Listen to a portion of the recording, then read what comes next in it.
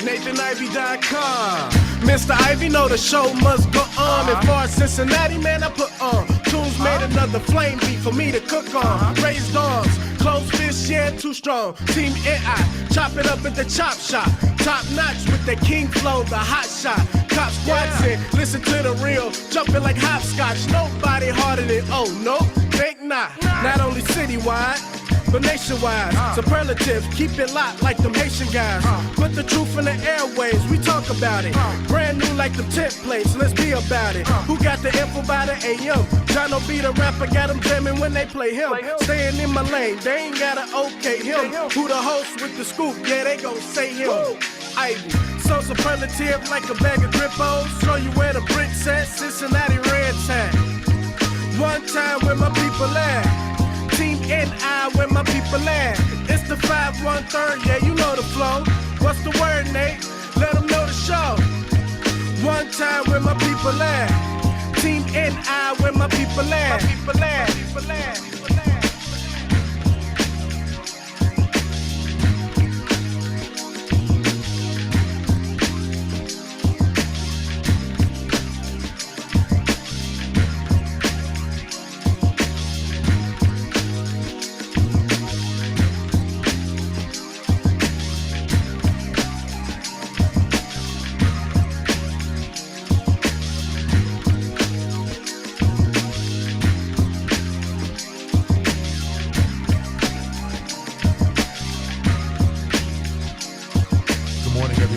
Back.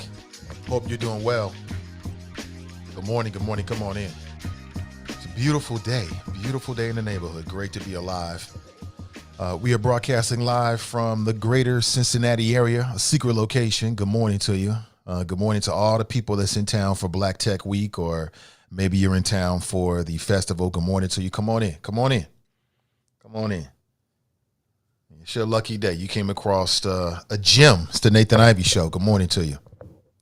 On today's show, among other things, I want to talk about the Cincinnati Police N-word case. Are you aware of this case?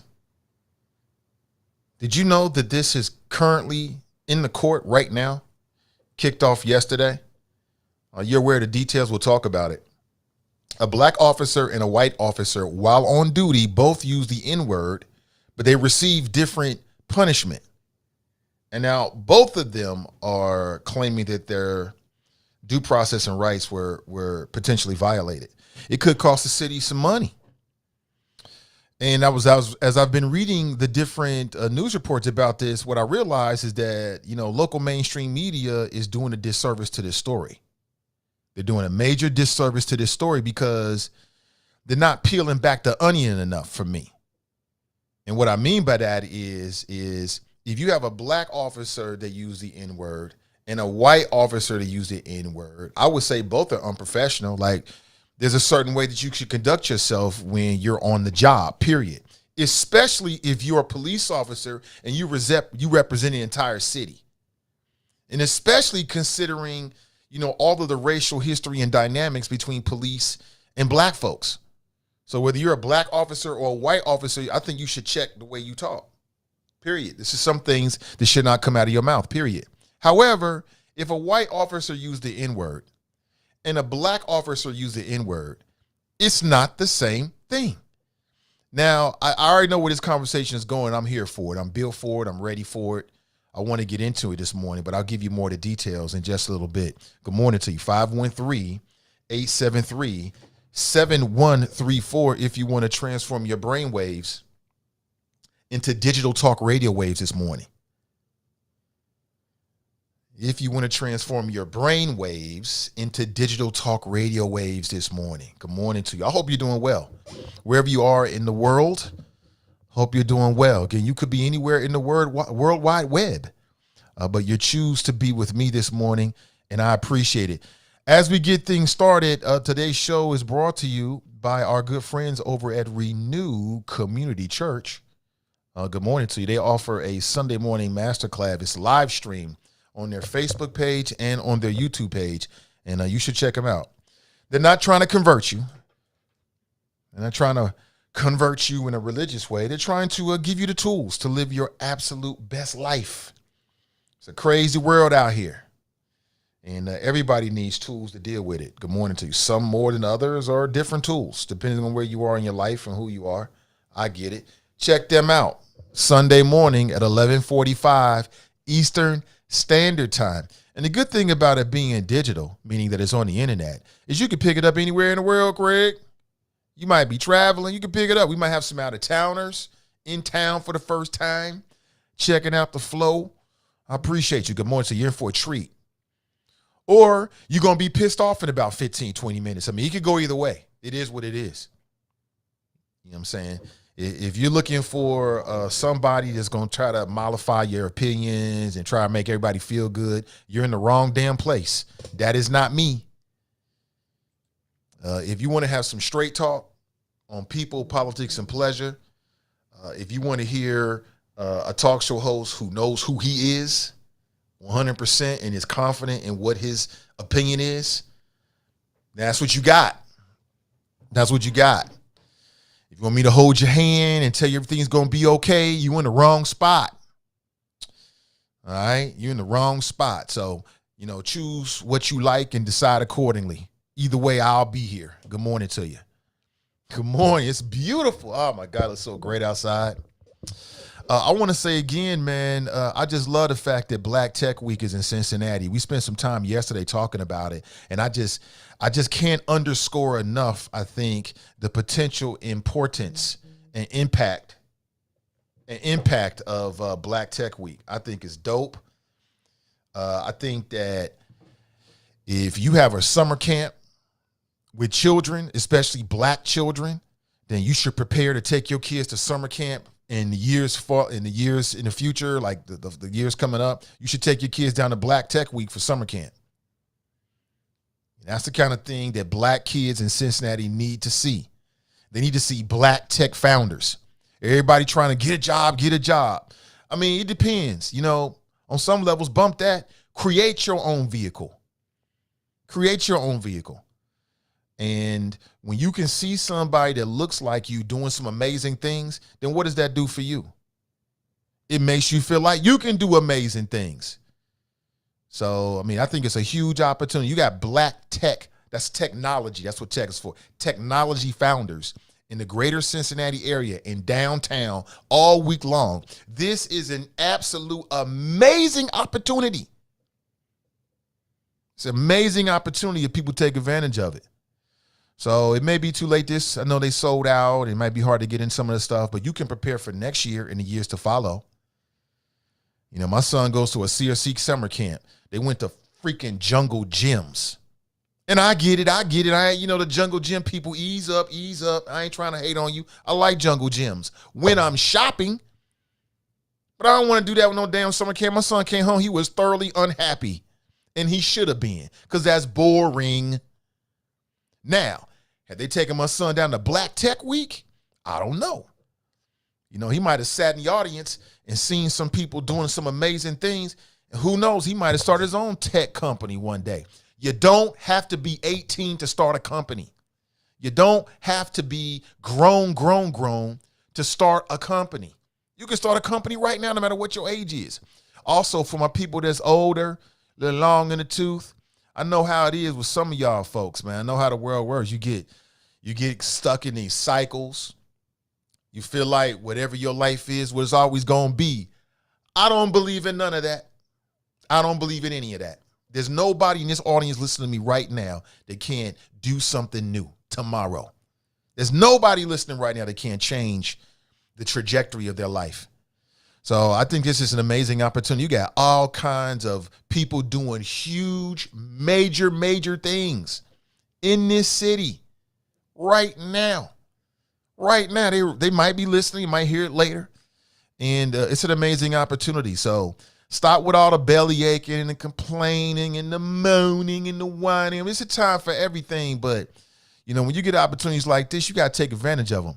Nobody's going to come to your house and transport you there.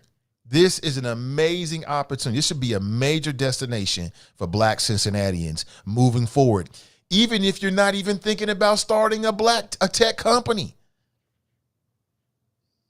Who knows? It might spark something. You know what I'm saying? It might spark something in you or somebody close to you. We're always telling young folks in the city, don't do this. Well, we got to give them something substantial to focus on. Could be that.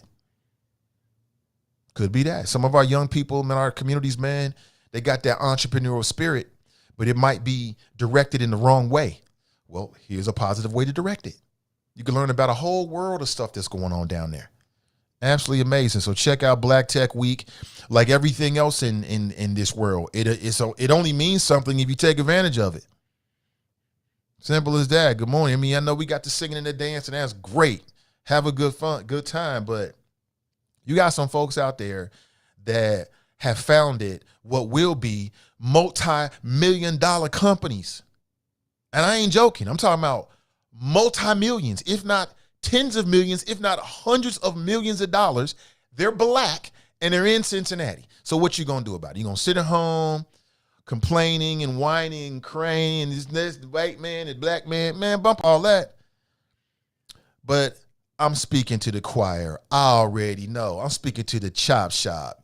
I already know. You already on top of it, aren't you? I already know. Good morning to you. Welcome. But check out Black Tech Week.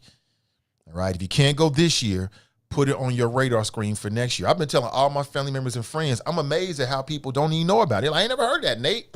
You ain't never heard of it. Where you been? But, you know, I'm in the news every single day, and sometimes I forget that other people are not. You know what I'm saying? I'm just in a different position. Sometimes this stuff comes to me. You know what I'm saying? I get it. I know what I'm going to do. I know what I'm going to do. What you going to do? It's an amazing opportunity. Started by a sister. Her name is Candace Brackeen Brackeen. Her and her husband own it. It was down in Miami. Now it's in Cincinnati. It started this week. It ends, I believe, Friday, Saturday. It ends Friday. So you got today and tomorrow. And it's super ill. It's one of the illest things to happen. Now, I know it gets overshadowed by the music and the dancing and the singing and the bumping and the grinding. I know. I get it. But I'm here to let you know what's going on. Sometimes it might not be on your radar screen. You got to work. That's my job. And I'm telling you. So if you can't go this year, put it on your radar screen. It is an annual event. And again, I don't have all the details, but as I understand it, it'll happen the same time every single year. It's going to coincide with the music festival.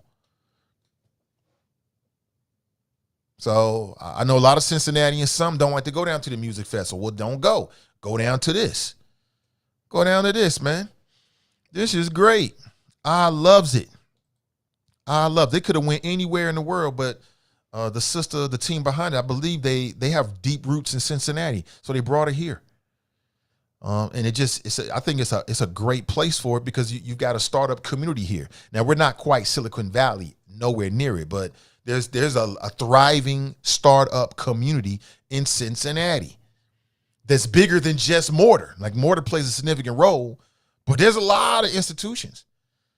Like I said, the folks, behind this, they also started something called Lightship Capital, and they deliver capital for startups. You might be thinking of a startup. I'm trying to hip you to the game. We talking about black wealth building. What's more important than that? Nothing. What's more important than that? Few things. So get in where you fit in. Good morning to you. It's a beautiful day. It's a beautiful day. Nat Wright, smart idea to do it during the music fest. Yeah, smart people behind it. There's a lot of very intelligent people. I'm going to say this for the umpteenth time, and I don't want you to forget where you heard it first. Cincinnati's on the come up. Black Cincinnati's on the come up. Get in where you fit in. All that belly aching and moaning and whining and complaining, that's for yesterday. Today and tomorrow is about the future. You know what I'm saying? It's about looking forward. It's about building something substantial. Now, it ain't for everybody because some people just get caught up with that whining and complaining and moaning nonsense. Later for all of that, right? You know what I'm saying? Hit them with that Barry Sanders stiff arm on your way to the end zone. You got time for that nonsense. Who out here about something positive, about building, about wealth building, right? About growing. I know I am. All right, that's my people right there. So check it out. And again, you may not get a chance to get in this year, but put it on your calendar for next year. I'm telling you now, for next year and the years to follow. And I'm going to talk, you think I'm joking, I'm going to talk to the summer camp director. I'll do whatever I have to do. If I got to come out of the pocket, I think it'd be great for the summer camp kids, because my son is in CRC right now, to go down to Black Tech Week. Let them sit in the audience. Let these black kids see black people doing phenomenal things. That's what needs to happen. That'll be beautiful. I'm sure smart people are listening to the show. They'll do what they got to do. No need to give me credit. I'm used to it. Hey, good morning to you. 513-873-7134. Brent says, I actually got a notification this morning. Great. I'm beyond credit. I don't care what Facebook do. I don't care what Facebook do. They give notifications, that's great. They don't. Makes no difference to me. Makes no difference to me. Makes no difference to me. That Facebook ain't gonna stop what we got going on. Has no idea. My plans were put in place no matter what. If they send in notifications, great. If YouTube send notifications, not. I got a way around it. No biggie. But I'm glad they did. Great. Good morning to everybody. So check out Black Tech Week. Anybody go down there? Anybody go to Black Tech Week this week? Sit in some of those seminars. Rub elbows with people that's forward thinking. I like forward thinking people. You know what I'm saying?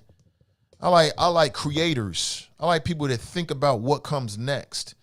They ain't worried about all the hurdles. They don't see the hurdles. This hurdle is nothing more than an opportunity to figure out how do you do what you do. And I just can't state it enough. Now, I do have my issues with the people at Black Tech Week, but I'm not going to get into it. I've reached out to them on the low. I will say that to you, but I will 100% support what they do. I love it. I think it's great in the city of Cincinnati. And, all the summer camps should be thinking about whether they can take their kids down there. And I know that they can, because I used to run a summer camp. Yes, you can. If you can take kids to Jungle Gyms, you can take kids down to Black Tech Week. Let them go down there for like a half a day. Let them meet Black tech founders from all over the country that started multi-million-dollar companies.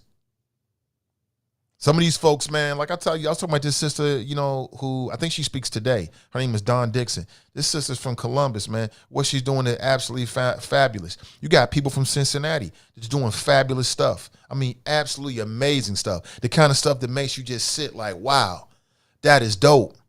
That's the kind of stuff our children need to see. You know what I'm saying? I'm all about getting kids a job and all this kind of stuff, but I don't dream about working for somebody. I don't have a dream job. You got a dream job? I don't have a dream job. I don't dream about working for somebody. I don't do that. I stopped doing that a long time ago. I don't wish that for my children. I don't tell my children go out and get a job. I tell my kids, build something, be an entrepreneur, be a founder, innovate. That's what I teach my children. Now, whether they're going to do that or not, that's up to them. But that's what daddy's teaching you. That's what daddy's showing you. That's what daddy's showing you. You know what I'm saying? That's right. That's right. Let's build the next future black entrepreneurs. Let's build the next generation of innovators. You know what I'm saying? You want to talk about wealth building. What's more self-sustaining? What's more enriching than building something on your own? That's what I'm saying. Nothing better than that. What's better than that? And you're never going to work as hard as you would for yourself as you would for somebody else. When you're an entrepreneur, you put in 24-hour days, 27-hour days, it feels like. Because you're working for yourself, you got to get it out the mud. There's nothing more American than that. That's the essence of capitalism. But, I just fear that a lot of people just don't know about what's going on. Andrew says that kind of stuff we don't normalize and talk about. We do here. I don't know what people talk about in their homes or in their show. That's what we talk about here. We're going to start it right now. So this is an amazing opportunity to meet different people. And, like I told you, my personal motto is MA greatness. You know what that stands for? The letter M, the letter A, and then greatness. It stands for middle-age greatness. I don't care how old you are. You can do something great. Greatness has no age. That's my personal motto that I share with you. I don't care how old you are. You can start your own company. You can innovate. It ain't just about the young folks. It's about anybody that can hear my voice right now. You can do the same thing. You might need to be inspired. You might need to do some market research. I don't know, but it's possible. And there's so many examples of people that's doing it. So why not you? Why not you? Why not you? Why not now? So, get in where you fit in. Everybody different. You know what I'm saying? But I don't have a dream job. Do you? That sounds like some nonsense to me. I do not dream of, what was that, Nina Simone? No, that was Eartha Kick. It might have been Nina Simone. I don't dream of working for somebody. If I can only go work for this person, I don't think of that. Do you? Okay, well, we all different then. Good morning to you. If you want to transform your brain waves into digital talk radio waves, there's the number on the screen, 513-873. There you go. 7134. I can notice some lint there. We can't have that. Good morning for it. Get out there and make it happen, Captain. You're never too old to do something great. You're never too young to do something great. I don't care what you was born into. I don't care what hurdles that you had to deal with. Come on, man. Y'all on YouTube just like I am. You see all these great examples of people that's doing great things. What's the difference? The only difference is they doing it. And then you got to get over that fear of what other people going to say, because people always got some fly stuff to say no matter what you do. You got to get over that and just do it and go fail. So I wish you this is the best thing I could say to you this week, to my people that's innovators, that's doers. I hope you fail this week. Hope you fail over and over again. I hope you fail until you're successful. Hope you fall flat on your face this week in something you're trying to do. You know why? Because you're going to figure out a better way of doing it. Good morning to you. Good morning to you. So let me throw the cover back up and we can get into our cover conversation this morning. Cincinnati Police use the N-word. A black officer and a white officer both use the N-word while on duty. Should they have received the same punishment? Should they have received the same punishment?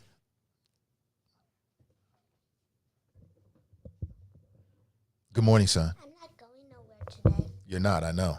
Because somehow COVID.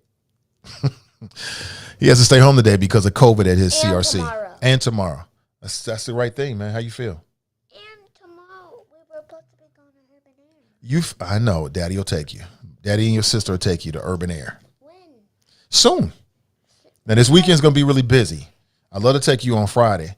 Next week we're gonna get to go to rescue, but then we'll probably not. Stop with the baby talk. I don't like it. We're probably not gonna be able to go. Okay. You feel refreshed. You fell asleep early, man. You slept the whole night. You was tired, huh? Okay. It's good to see you. Let me look at you. You looking good. To wake me up. I did try to wake you up so you could eat. And I you didn't didn't. wanna eat. You didn't want to eat. I know. You let me know. Say good morning to the choppers.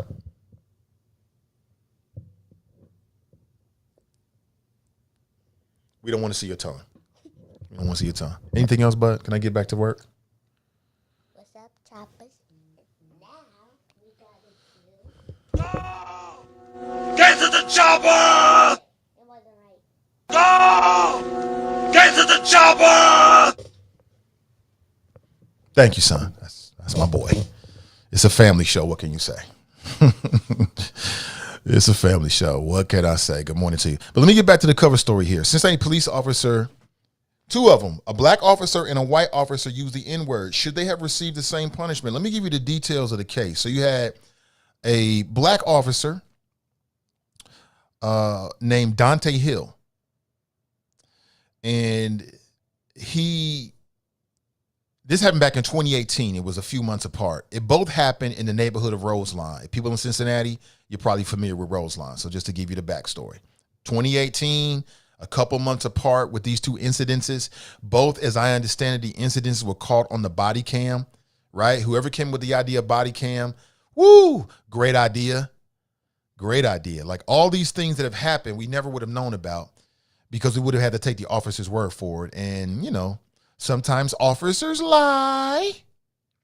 But Donte Hill, who is black, was, well, let me back this up here. So the allegation is that there was a racial double standard in the way that the discipline was doled out. So one officer was given discipline in one way, a certain type of discipline. The other officer was getting a different side of discipline. Okay, so that's what the allegation is. It's in court right now. The case opened up yesterday. It's before U.S. District Court Susan DeLotte. Judge Susan DeLotte is the presiding judge. So let me back this up. So Donte Hill, black officer, 2018, Roselawn. The other thing you need to know is that it's a 10-person all-white jury with no alternatives. So think about this. You got an all-white jury in a case of this nature. I think it could play a role. It could play a role. So according to police records, Officer Hill said the N-word to another black man as he intervened in a fight at a home in Westwood. So maybe I got that wrong. So maybe this was in Westwood, the other was in Roselawn. Okay. Quote, "This is effing stupid. I told you effing walk home, didn't I? That god darn alcohol got you N-words out here acting stupid." That's what Officer Hill, according to the news reports and according to police reports, but I haven't seen the police reports, I've just read the news reports, is alleged to have said. That alcohol got you N-words out here acting stupid. Now, Officer here is a black man. He's talking to other black people. I haven't heard the tape, but something tells me he probably said Nigga. Yeah, we going there. Yes, we're going there. That's Officer Hill. That's Officer Hill. Officer Barnette is white. He was outside the Brownstone nightclub in Roselawn in December 2018. Okay, in December of 2018. he was in the process of arresting a black woman. And apparently, as she was struggling, she hit him in the face. He responded, N-word slapped me in the face. He's a white guy. Some tells me he didn't say N-I-G-G-A. Some tells me he said N-I-G-G-E-R. Okay? That's what I'm working on right now. Okay? That happened in Roselawn in December of 2018, so minor correction there. With Officer Hill, that happened at a fight at a Westwood home in September 2018. With Officer Barnette, it happened outside the Brownstone nightclub in Roselawn in December of 2018, so a few months apart. Officer Hill, black guy, was given a written reprimand and allowed to keep working on active duty and on off-duty details. Officer Barnette, white guy, was stripped of his police powers, gun, and badge and put on desk duty with pay. And he was not permitted to work on off-duty details. And it gets even deeper than that. But let's just stop there for a second and ask yourself, what do you feel about that? As a citizen, and we're citizens of Cincinnati, how do you feel about officers, black or white, using the N-word? I'll go first. I think it's inappropriate, and I think it's unprofessional for a black or any kind of officer to use any kind of epithets or even street language unless they're undercover. Why you got that uniform on? You know what I'm saying? I mean, we paying you to use racial epithets against us, black or white or whatever. You know what I'm saying? I will have a problem with it with a black officer or a white officer if I'm involved. But for similar reasons, however, are they the same? Are they the same? It gets a little deeper than that. So let me tell you what happened after that. So Officer Hill, black guy, was given a written reprimand and allowed to keep working on active duty and do off-duty police details. Officer Barnette, white guy, was stripped of his police powers, gun and badge, and put on desk duty with pay. The chief lost in an internal investigation, which alerted the then city manager, which was Duhaney. Remember Duhaney? Hey, Kool-Aid Man. Remember Patrick Duhaney? He was a lot of fun. Quote, this type of behavior is unacceptable and will not be tolerated inside the department. That was from the now former Chief Elliot Isaac. 2 days after Barnett's suspension, after a member of Police Internal Affairs pointed out the chief's differences in the discipline, the chief put Hill on desk duty and suspended his police powers with pay too. So it looks like the black guy got what amounts to a slap on the wrist, a written reprimand.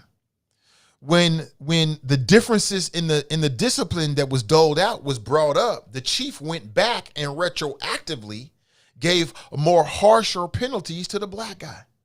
Is that fair? Should they have been disciplined the same? So as a citizen, I don't want to be disrespected by police, no matter if they black or white. Watch how you talk. If I go into a Taco Bell, I don't want to hear street language from you. If I go to Taco Bell or I go to Chipotle, I don't want to hear one of the black cooks refer to me as N-I-G-G-A or N-I-G-G-E-R. I don't want to hear either one of you because you're on the job. You should be more professional in that.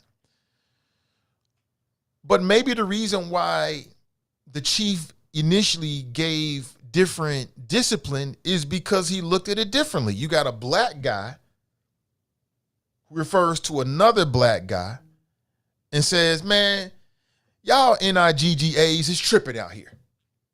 And then you got a white guy, after being struck by a black female, who says the N-I-G-G-E-R just hit me. Are we prepared to say that those are the same? Both unprofessional, but are they the same? You tell me. You tell me. You got the number on the screen, or you can leave it in the chat, either way. Let me check with my people on Spreaker. Fox writes, rise and shine, young stars. Good morning to you, Fox. Go! Get to the Get chopper! to the choppers. Ray writes, good risings all. Sharp writes, good morning, Nate and the choppers. Brittany Bell, she writes, good morning, Nate and the choppers. The weekend almost here. Yes, it is. At least he was still getting paid. but neither officer should be using the N-word. At the end of the day, I agree with you, Nate. I don't want to be disrespected by a black, white, or Chinese cop. Exactly. We leveling up. I appreciate it. Yeah, I mean, I think when you got that uniform on, it's bigger than you. You represent the entire city. And when you're dealing with black folks, especially with the history of, let's say, bad relations, to put it very, very mildly, between police and our community, you got to watch what you're saying, whether you're a black officer or a white officer. Don't be so buddy-buddy with me that you think I'm one of your partners. We're not off duty. I'm not your friend. We're not buddies. We're not at your house drinking, watching a game. Don't refer to me as NIGGA. Now, I'm not one of those people that's overly sensitive about using the N-word. I've used it. I use it. It is what it is. I'll let it slip on the show. So you'll just keep it 100 with you. I ain't all super sensitive about that. Some people think that's the reason why we killing each other. That's not the reason why we killing each other. When you call somebody an N-word, you humanize them. It's deeper than that. You know what I'm saying? That's just nothing more than language and words. It's deeper than that, in my humble opinion. You might feel differently. That's fine. That's fine. You can feel differently. You know what I'm saying? Do you? So I'm not that sensitive about the N-word. But I want to get to this. See, in the media, in the articles that I read, they both saying the article are written like they both use the N-word. They did, but they didn't. They did, but they didn't. You got a white officer talking to a black woman and refers to her as Nigger. That is not the same as a black officer talking to another black man and he says Nigga. It is not the same. It's never going to be the same. It's not the same because it's coming from a white dude, and the history of racial oppression and racism is not the same. And I know it's people in the audience. I already know. I know I'm wrong. It's all the same, Nate. I know. It's not. They are not the same. They have different meanings. And depending on who says it, it means something different. People fronting, I get it. Or maybe they just have a very strong different opinion. But do you think that the white officer deserved a more harsher penalty initially than the black officer did? They're both in court right now. I saw them huddle up with Dan Hills. Dan Hills is going to testify.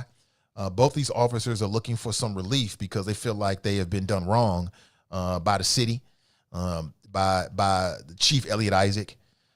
Initially, you know, the black officer was given a slap on the wrist. But then it came back on him retroactively and he got a more harsher penalty. So that's why he's upset. And I don't know. I mean, you know, just my opinion here. It's the court of public opinion. So we don't have no real sway other than, you know, how we feel about it. But, you know, it's quite interesting to see the black officer involved in this on some levels. You know, it's like, I hear you, you know, you feel like, and again, it's all about police procedures and then the FOP and what their rights are. So it's a whole bunch of stuff in there that has a lot of meaning, and I understand all of that on some levels. Some of it I don't understand, obviously, but it's like you a black officer and you use the N-word. You know you're wrong. You know, Nigga, you know you're wrong. You get a slap on the wrist. And maybe the reason why former Chief Elliot Isaac did that is because he was perceiving it as different. He's like, wait a minute. You a white officer and you refer to a black woman as Nigger? That's quite interesting. Let's stop there for a second. That's quite interesting that, see, when people are under stress and when they're under duress and when they're in the moment, the real them comes out. And I think that's really interesting that you got a white officer, that he's struggling with this woman. She slaps him in the face, and she probably caught him a good lick. You know what I'm saying? She wrong for that. Ain't no making, you can't make that right. Ain't no trying to gloss over. She dead wrong for that. But the first thing that come out of your mouth is the Nigger hit me. What are you really thinking all day as you traversing and traveling in our neighborhoods? That's the first thing. So you get hit in the face, and the first thing that come out of your mouth is and you talking about a black woman, the Nigger hit me. It's like that far underneath the surface. That's troubling to me. That's concerning to me. That's very concerning because now I'm thinking, so what are you thinking about us as you driving through Roselawn and patrolling the city? What you really thinking about us? The first thing that come out of your mouth is, the nigger hit me. Huh? He could have said a whole bunch of things. That's the first thing that come out of your mouth? He could have said the B hit me. Not to say it would have been any better, but he could have said that. He could have said nothing, but he says the nigger hit me, which to me makes me feel like the whole time he's dealing with her, he's thinking this N-word, this N-word, this N-word. That's what I'm thinking. What would you think in a situation like that? That's what I think about it. I'm thinking this is what's in your head and your heart. Isn't that what? Come on now, we all human. We grown, right? You under stress. You dealing with pain, you in the moment, something happens, you react. The way you react say a lot about you. It say a lot about you. And I look at the circumstances different on some levels than I do with the black officer. I look at it differently. It's not the same.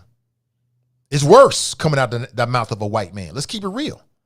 It's much worse. But see, part of me feels like that the way the local media is reporting this, because they're not parsing this and breaking it down the way I am, right? They're just saying both used the N-word, both didn't use the same N-word. They're not the same. They don't mean the same thing.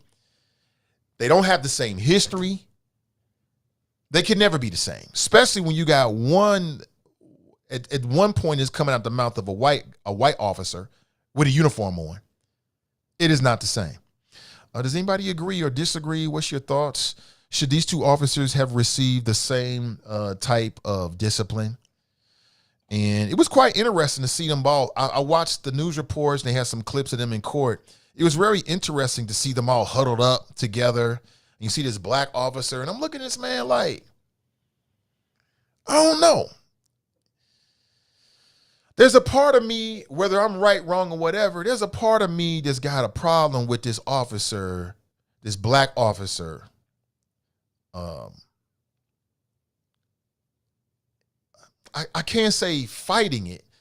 I don't know. When I see him huddled up with Dan Hills, and then I see him huddled up with the white officer that referred to the black woman as an nigger, I'm like, huh? I'm like, bro, why are you going along with this? Like, their agenda is not your agenda per se. You know what I'm saying? Like, part of me feel like Dan Hills wants to normalize white officers using the N-word against black people because black people use the N-word themselves. So how could it be so wrong? You know, that kind of nonsense. Like, you a black man, you know what's going on here. Why would you play a role in that? But I get it. If you're Officer Hill, you know, he lost some money and some time, and I guess he's trying to get relief for that. I understand it, but when I seen him huddled up with Dan Hills and the white officer Barnette that referred to the black woman as nigger, I'm like, what you doing, bro? That's just me. I don't know if there's anything there or that or not. I could be dead wrong. Okay, great. But that was just my gut opinion about it.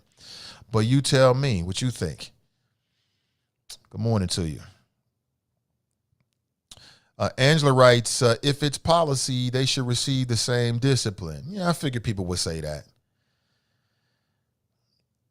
I get it. You know, when you start talking about police policy, that sort of supersedes, you know, the court of public opinion, obviously.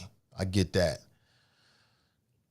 So even in that case, I'm like, if you Officer Hill, it's just funny how the game is played. It's funny how the game is played. It's funny how, because I think most smart people in this room will agree with me when I say that it's not the same insult.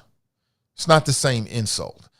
You know, it's disrespectful, it's unprofessional, but it doesn't cut the same. It don't cut the same. It's not the same wound. You don't have the same history behind it per se. Or I could be wrong. You might say it does. So what's the end of the day here? So at the end of the day, black officers can say nigga to you, and white officers can call you an nigger. That's what's the end result of all of this?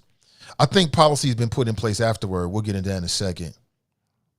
Angela writes, the black officer given leniency.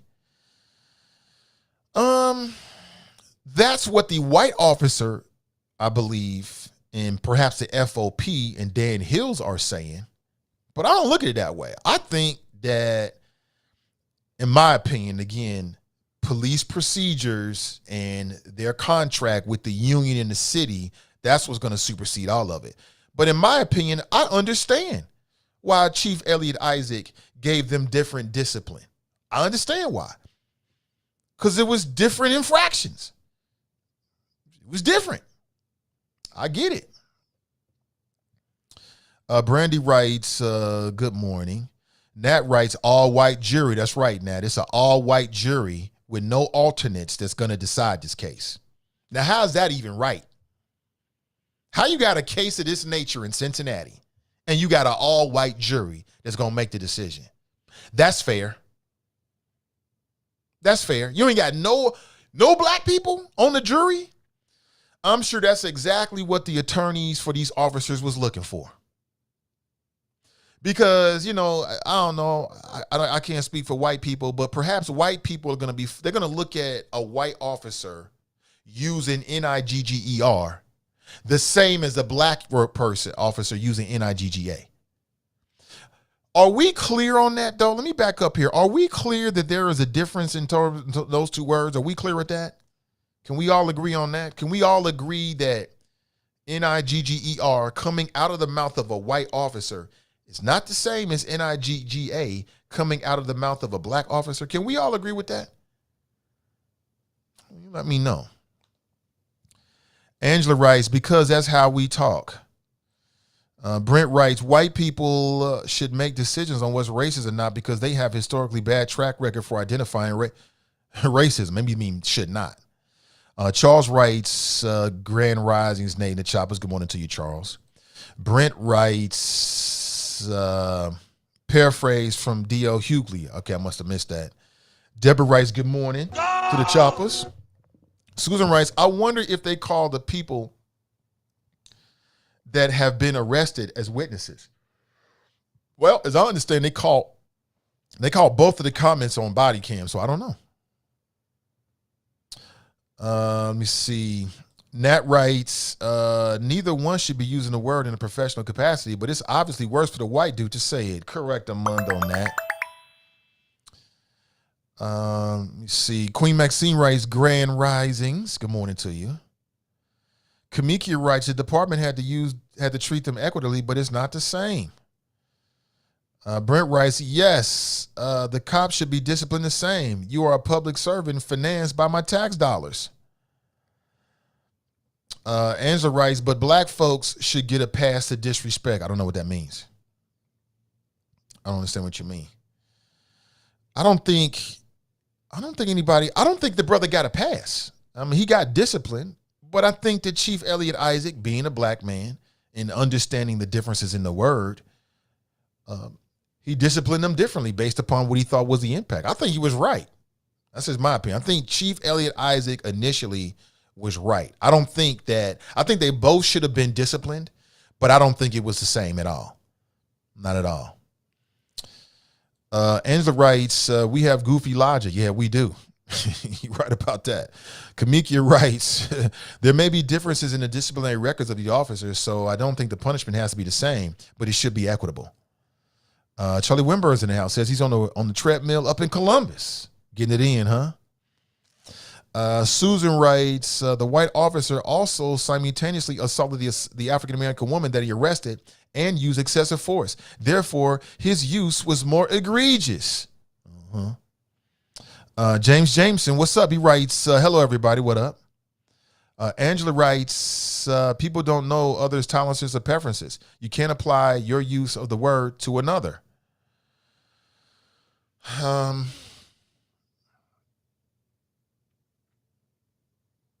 understand what you're saying.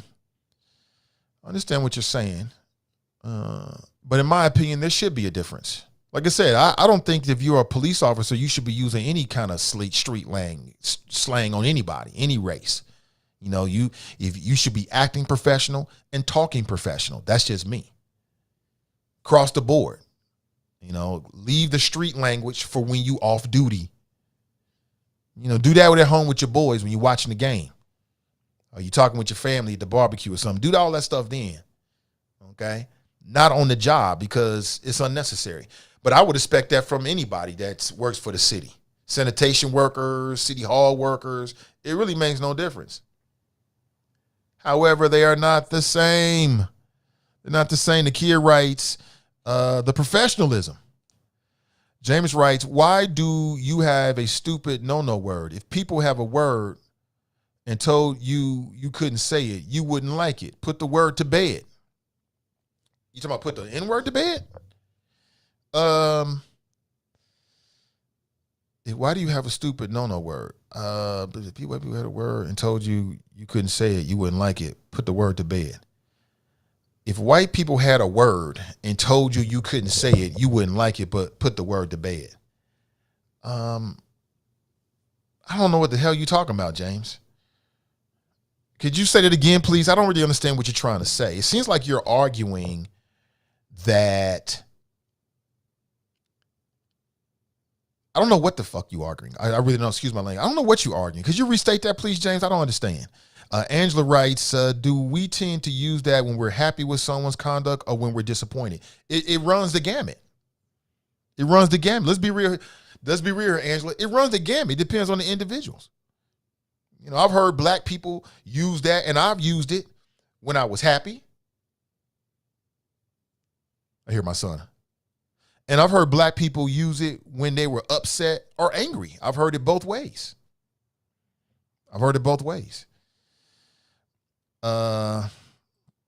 Angela writes, I think context matters. Right. So the historical context matters. Right. The racial context matters. And you're right. And because of context, it is not the same. That's just my humble opinion. You know, we ain't always going to agree. And that's a good thing. Charles writes, not getting notifications. You know what I'm saying? Sorry about that, Charles. Out of my hands, man. I got to do what I do. James writes, the word is silly. You obviously can't handle it. Makes you emotional. Stop saying the word. It will do your community the world of good.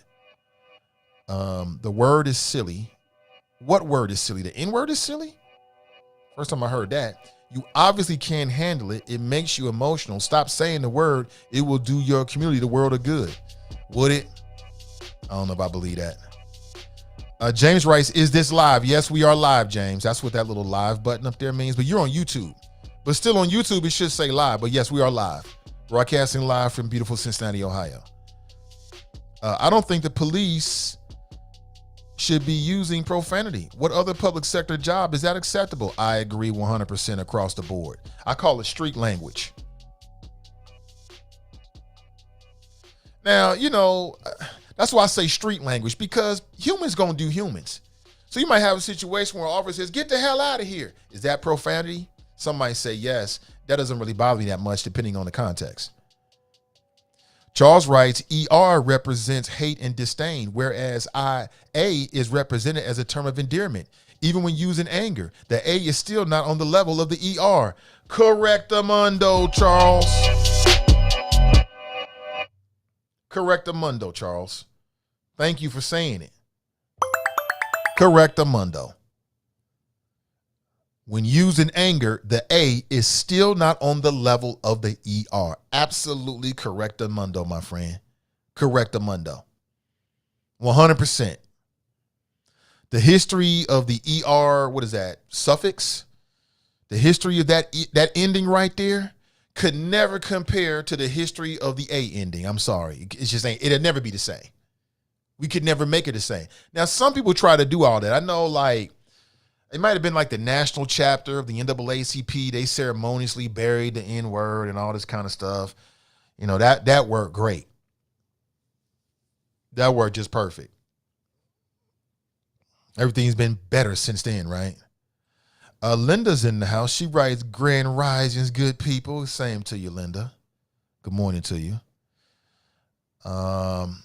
James writes, Charles, it is absurd. So what if he is thinking that you can't control him?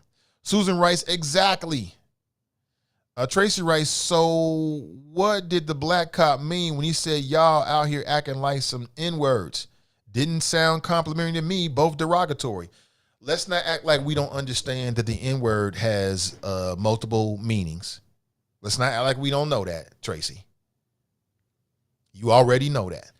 I think somebody said it early and I responded. We shouldn't have to baby step this, but I'll do it anyway.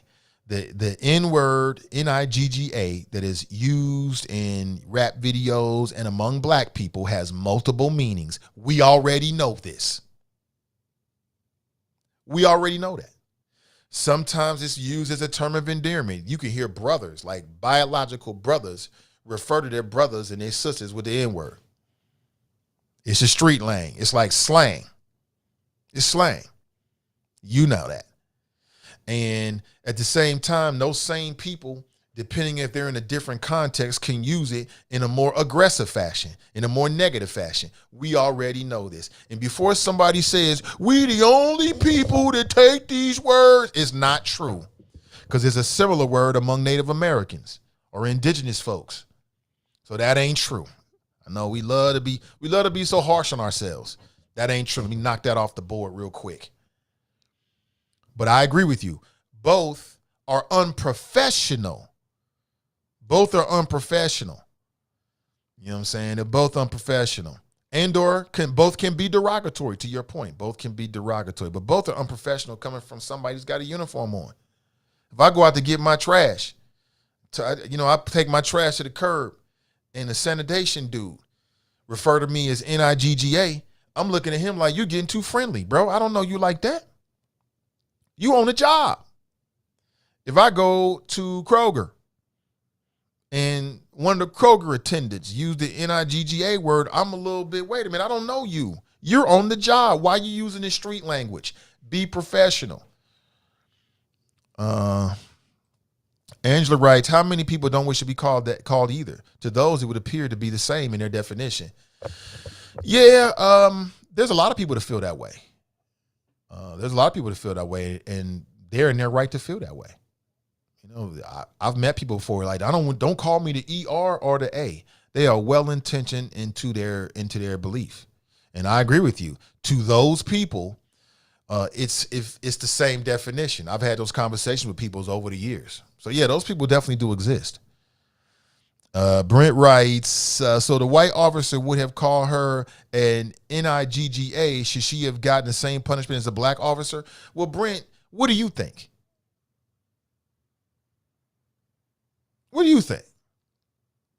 Do you think if a white officer, had he referred to her as N-I-G-G-A, do you think that would have been the same as a black officer? Given the context and the history of race relations, do you really think that's the same, Brent? Of course you don't, bro. You know the answer to that. James writes, people don't like being hit by people. You talking about the officer? Yeah, nobody wants to be hit. I think the sister, I wasn't there, so I don't know the circumstances. But from where I'm sitting, yeah, I mean, you shouldn't smack no officer or anybody. I'm sure he was not happy about it. You know what I'm saying? I get it. I understand it. Charles writes, to be PC, they have to receive the same discipline. And in doing so, they promote this idea that those words uttered from a white man and a black man are the same. I'm here to say it's not. Now, if that's what the police, the case ultimately decides, this all white, you got an all white jury, yet they couldn't find no black people to be on the jury? None? So you got an all-white jury that's going to make a decision about something like this. Let me see. Angela writes, so white folks can say it with an A instead of an ER. What do you think, Angela? You're a black woman. If a white officer came up to you and called you an N-I-G-G-A, how would you feel about it? How would you feel about it? If a white officer called you an N-I-G-G-A and a black officer called you an N-I-G-G-A, are you going to look at it the exact same? Some tells me you're probably not. Some tells me you'll probably be outraged and feel offended because they're in uniform and they're supposed to be professional. But something tells me you ain't gonna look at that the same. You know the answer to that already.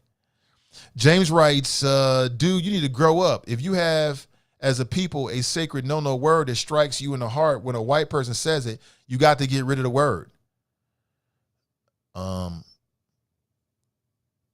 Do you need to grow up? Okay. I'm gonna overlook that. If you have, as a people, a sacred no-no word that strikes you in the heart when a word person says it, you got to get rid of the word. No, you don't, actually. No, you don't. Yeah, I agree. You know, again, we're in the court of public opinion. Okay, in the court of public opinion, we got different rules than if you are a police officer, right? That's a different world. So I can understand from a police officer perspective, like a police force, how, you know, they have to maintain standards and practices. They've got agreements and contracts and union rules and all. I get that. I get that. But right now, we're in the court of public opinion. I want to know what you think here in the court of public opinion. Linda writes, various words that we use have several definitions. Tell them, Linda. I hate it when black people all of a sudden don't start acting dumb. You already know. You already know. James writes, stop talking about the history of a word. Move on. There's more important stuff in the world. I love it when people try to tell me what I'm supposed to be talking about. I mean, if you don't like the conversation, we'll holler at you, James. You move on. What you talking about? There's always something more important in the world. Eric writes, black people use the word in a hateful way all the time. I don't want any public servant using derogatory language, period. I'm with you on that. James is on some super silly shit. I see it now. All white jury is good. What's wrong with that? Okay, you want to play this morning, James. Okay, I got it. Kenny writes, peace and love, family. Good morning to you. Angela writes, both officers seem to be using both words with negative connotation. I agree with that. James writes, I'm here now. Read my comments. Okay. Let me see. We've been down this road before. Everyone doesn't agree. Everyone doesn't agree with what? Sean writes, good morning. Good morning to you, Sean. TNT writes, zero policy for both. I don't pay police for my tax dollars. Be called the N-word. I agree. Don Lee writes, I cannot publicly comment, but I understand, Don. Tanika writes, good morning, Nathan Choppers. Well, good morning to you. Get to the chopper! Angela writes, so F-U-N-I-G-G-A is more pleasant than hearing F-U-N-I-G-G-E-R. I don't know. You tell me. You tell me. Like, you know, let's be real here. Let's be real here. A white officer calls you N-I-G-G-A. A black officer calls you N-I-G-G-A. And again, we got to keep it in context. So let's go back to the context. So the white officer was in the process of arresting a black woman back in 2018, December 2018 in Roselawn. They were outside the Brownstone club or bar. I've never been to it before. Is it still even open? It seems like these bars and restaurants open and close so fast in some neighborhoods here in the city of Cincinnati. So it seems like it's a high turnover rate, especially in certain parts of the city. As he's arresting the woman, she smacks him in the face, and he says, N-I-G-G-E-R, hit me. Okay, so let's keep it in context here. The black officer is in Westwood. He's breaking up a fight or responding to some kind of disturbance. And he says, let me get the exact words, because I think they're both wrong. You got to be professional. But let's keep it in context here, because we will get all wild on these hypothetical situations and all this silly shit. But the black officer, whose name is Donte Hill, the white officer is Dennis Barnette. And here's what they say. They both use the N-word. Wait, what are you doing? Don't play with me like that. Don't play with me like that. I don't care about being on. Wait. Don't play with me like that. Don't do that. You think I care about this camera being here?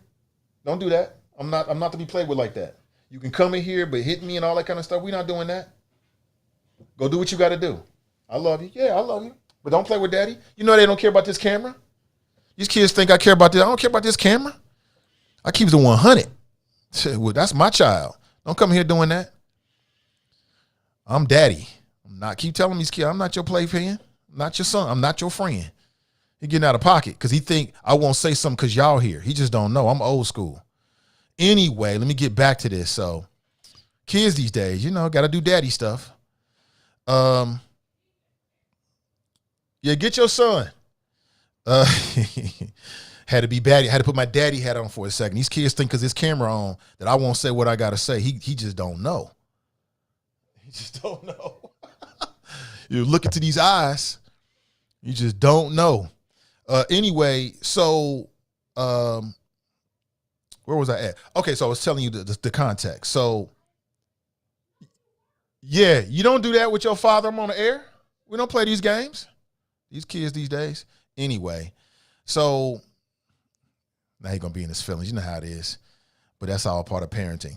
So that's the context. So that's what the white officer did. The black officer, who was Donte Hill, back in December of 2018, he was responding to maybe a domestic abuse, a domestic disturbance, or a fight. As he's breaking it up, he says, let me get the exact quote here, because I want to keep it in context, because we'll get way off into the weeds with all these what ifs and hypotheticals. I don't really want to do all of that. I want to keep it in context. This is what he said. He said, quote, "This is effing stupid. I told you to effing walk home, didn't I? Question mark. That god darn alcohol got you N-words out here acting stupid." So that's what happened. I mean, we're going to have a conversation. Let's keep it in context, because when we start all this what if stuff, we're going to start going down rabbit holes and trails and get away from the primary conversation. I don't really want to do that. I want to know what you think about this situation. I wonder if the others are talking about revoking Chief Elliot Isaac's pension over the inequitable punishment. I think he's past that. He's moved on. Isn't Elliot Isaac now the chief of the Cincinnati Police Department? I think he is. Eric Lomax writes, how many times have you heard black people arguing? One says, "I'll kill you, N-word." It's the same in this case. It's not like the black officer said, "Top of the morning, my N-words." It's not the same because he didn't say, "I'll kill you." So you're taking out of context, Eric. That's not what the black officer said. That's not what he said. I mean, that example right there is hypothetical and is highly charged. "I'll kill you." It's not the same. We don't need to come up with these extreme hypothetical situations to talk about this. I want to keep us focused. TNT writes, that all makes sense culturally, but in a professional setting, there is zero tolerance. I agree with you. So let me ask you this. So in a professional setting, should there be any room for the context in which the N-word is used, the race of the officer that uses it, and which word he actually uses? Black people don't refer to themselves as Nigger, typically speaking. You don't hear black people saying that. You don't hear black words like, "Hey, what's up, my N-word?" You don't hear that. That's what white supremacists, racists, and former slave owners used to do.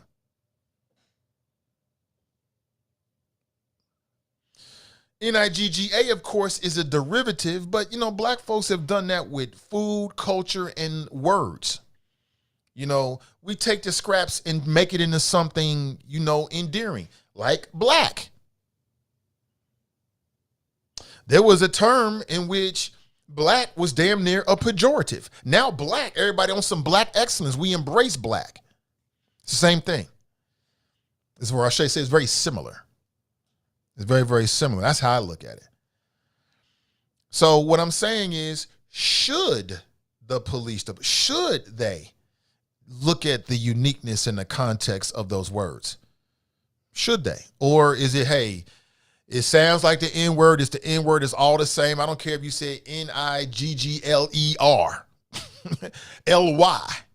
You can put a ZY on the end of it or an IE. It makes no difference. It's all the same. I mean, where are you on that? Charles writes, Chief Isaac is from Zone 15. He definitely knows the difference between the A and the ER. Absolutely. Nakia writes, yes, black or white should keep it professional when they're at work for sure. Absolutely.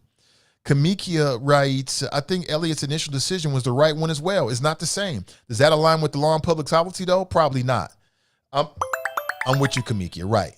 I think Elliot Isaac was right to dole out a difference in the discipline initially. Hey, black woman. Thank you. How'd you sleep? That good, huh? That good. Oh man, I got the tea popping. I'm on now. Yeah. Yeah, I think that Elliot Isaac was right. I think he was like, oh, wait a minute. We got a white officer here that's harboring some racial animus. But to be fair, is it fair to say that maybe the black officer was harboring some racial animus? Do all the black officers refer to black people as NIGGAs? I don't think so. I don't know. Linda writes, if you pay a percent your income, everyone will not pay the same amount. This is my analogy. Anza writes, I didn't say historical. Okay. Edward writes, good morning, bro, Nate and fans. Good morning to you. James writes, yes, the N-word. Lannis is in the house. What's up, Lannis? He writes, good morning, brother Nathan Ivy. Jared's in the right. Good morning, hashtag Team NI. TNT writes, it's embarrassing that we have black officers being used as an example for white people's reverse racism.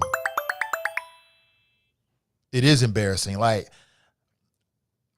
there's just something about seeing this black officer, Donte Hill, up there. And I get it. You know, he wants to get his money back. He wants to get whatever, his legal expenses and all that stuff back. I get it, but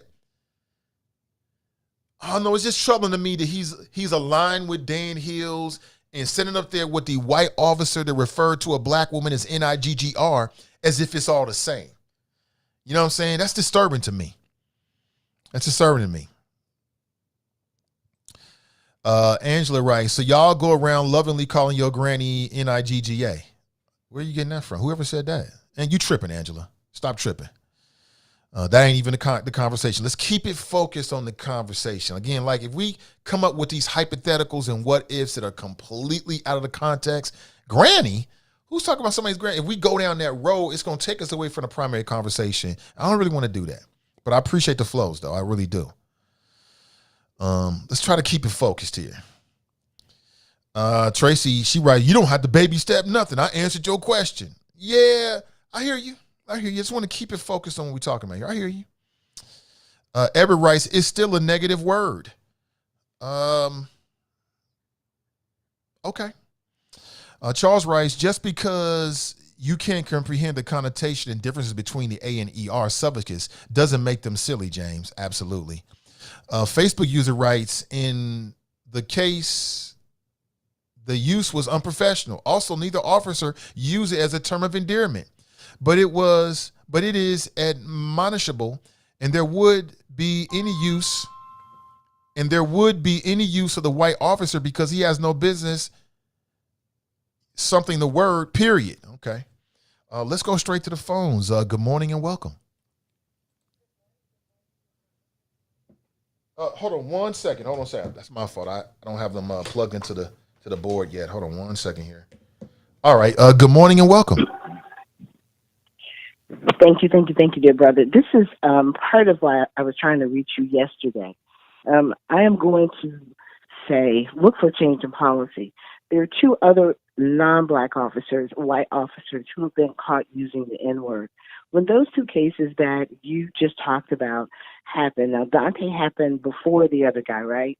And Donte was hit with a discourteousness because he used it in the context of not discriminatory practice. That is what the findings were, right? I think the findings were that from internal and from CCA, based on the general place of how he used it. When the white officer said he directed it straight towards the sister while they were having interaction. And this is, first off, let me say this is the risk of being policing. being a police. So it's just like firefighters running into burning homes and houses and buildings. We should expect for police to encounter danger. That's part of the risk of the job. So if you're having an encounter and someone flinches or flings or resist or something like that, that is no excuse for any racial slur to be used. Now, the context in which this conversation should roll is that there are some racial slurs that you cannot say. Period. You'll never hear a non-black officer or even a black officer say kite, sick. You won't hear that happen, and nor will it be allowed. And this is the other part of the context of this conversation is not all black people are monolithic. You can't as go on your job and call me NGA or NGR. I'm not. Period. My friends don't call me that. I don't know none, and I don't hang around them. So you on a job, on your job as a professional, should not be able to use it. The problem lies within the policy, Administrative Code 25. So after the white guy called his sister the NIGGER, which is really crazy that you got Dan Hills and then this black officer looking like a slave, being used as a slave, talking about he wants his money back. Hell, everybody should be fired. If you cannot say kite and spick, all those things, you should not be able to use the N-word. So if we're going to open it up and make all things fair and make the playing field fair, let's open it up for all of it. But you can't say it, and nor will you hear it. People won't even say it. But we allow and accept that? Give me a break. I'm not that, Nate, so this is where I disagree. I'm not coming in your business if you talk to me like that. You can come in my business. I'm not going to talk to you like that. And I don't expect for police officers to talk to me like that. And yes, when we do say it, at the end of that sentence, when we do say it, it is going to end in death. Or it is negative. Your daddy ain't. You ain't. Or I am going to kill you. Let's be clear about what we're saying. We can't take something that was negative and dehumanizing and destroyed us as a people and then say, oh, no, now we're going to use it as a term of endearment. Please, miss me. Don't refer to me as that. I don't do that.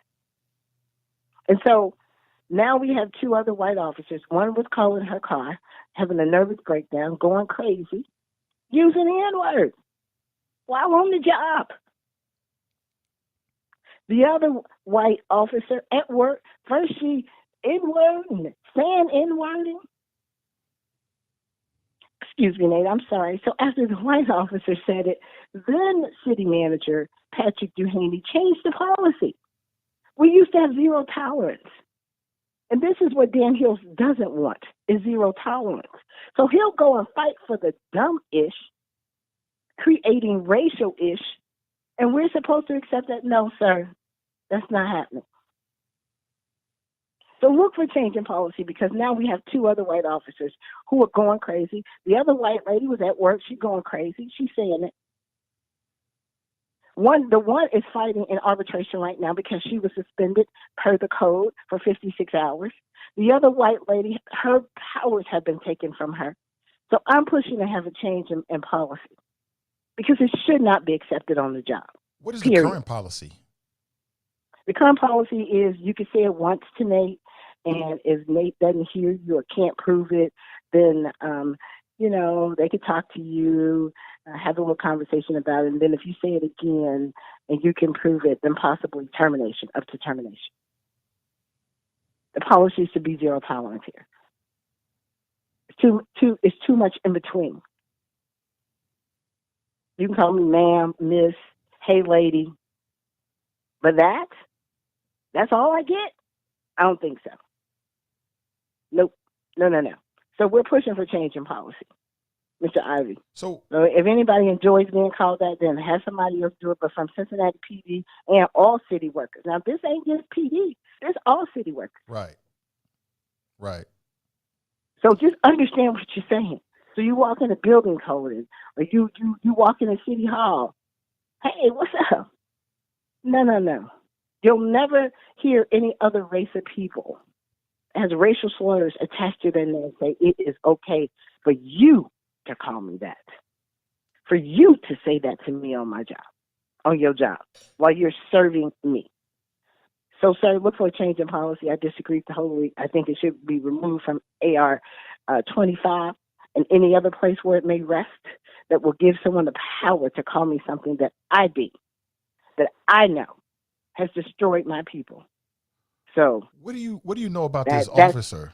I'm glad you brought that up because it's something. I'm like, just seeing this black officer in the court with Dan Hills and this officer. I'm like, I get it. He want his money back. It's just something just didn't sit right with me about it. I mean, he got to do what he got to do.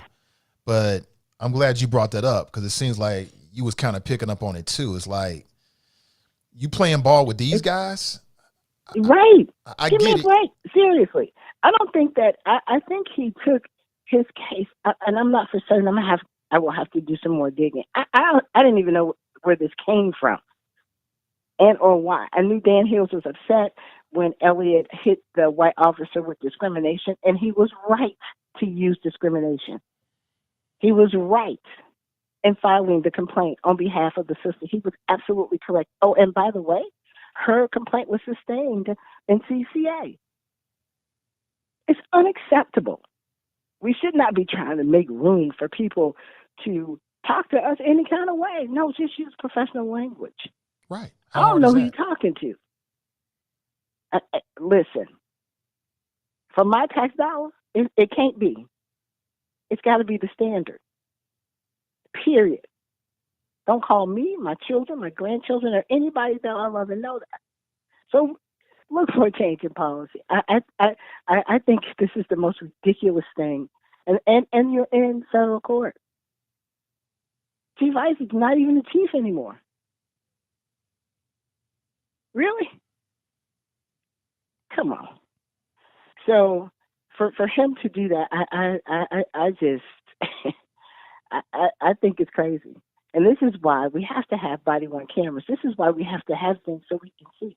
And so the officer that was in our car screaming the N-word, like, I don't know. Was she screaming it at people or was she screaming it to herself?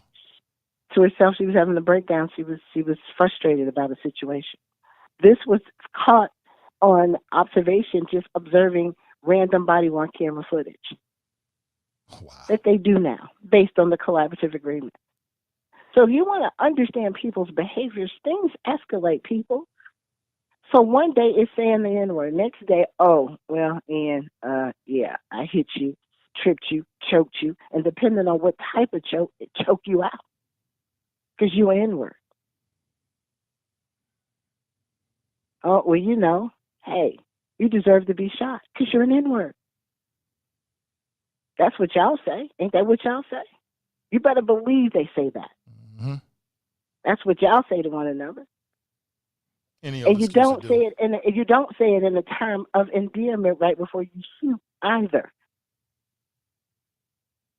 So you think that they think that we believe if they put A on it that we know that they're using it? That's too much. It's too ridiculous. No, don't use it. Just don't do it. Mm-hmm. Mm-hmm. Just don't do it. Save us all. Just don't do it. So when lawsuits are filed, once again, people, we are the ones that pay for them. Whether they get a reward or not, we still have to pay. Taxpayers. So let's make this simple and easy. Remove it. And if it's not, then put all of them there.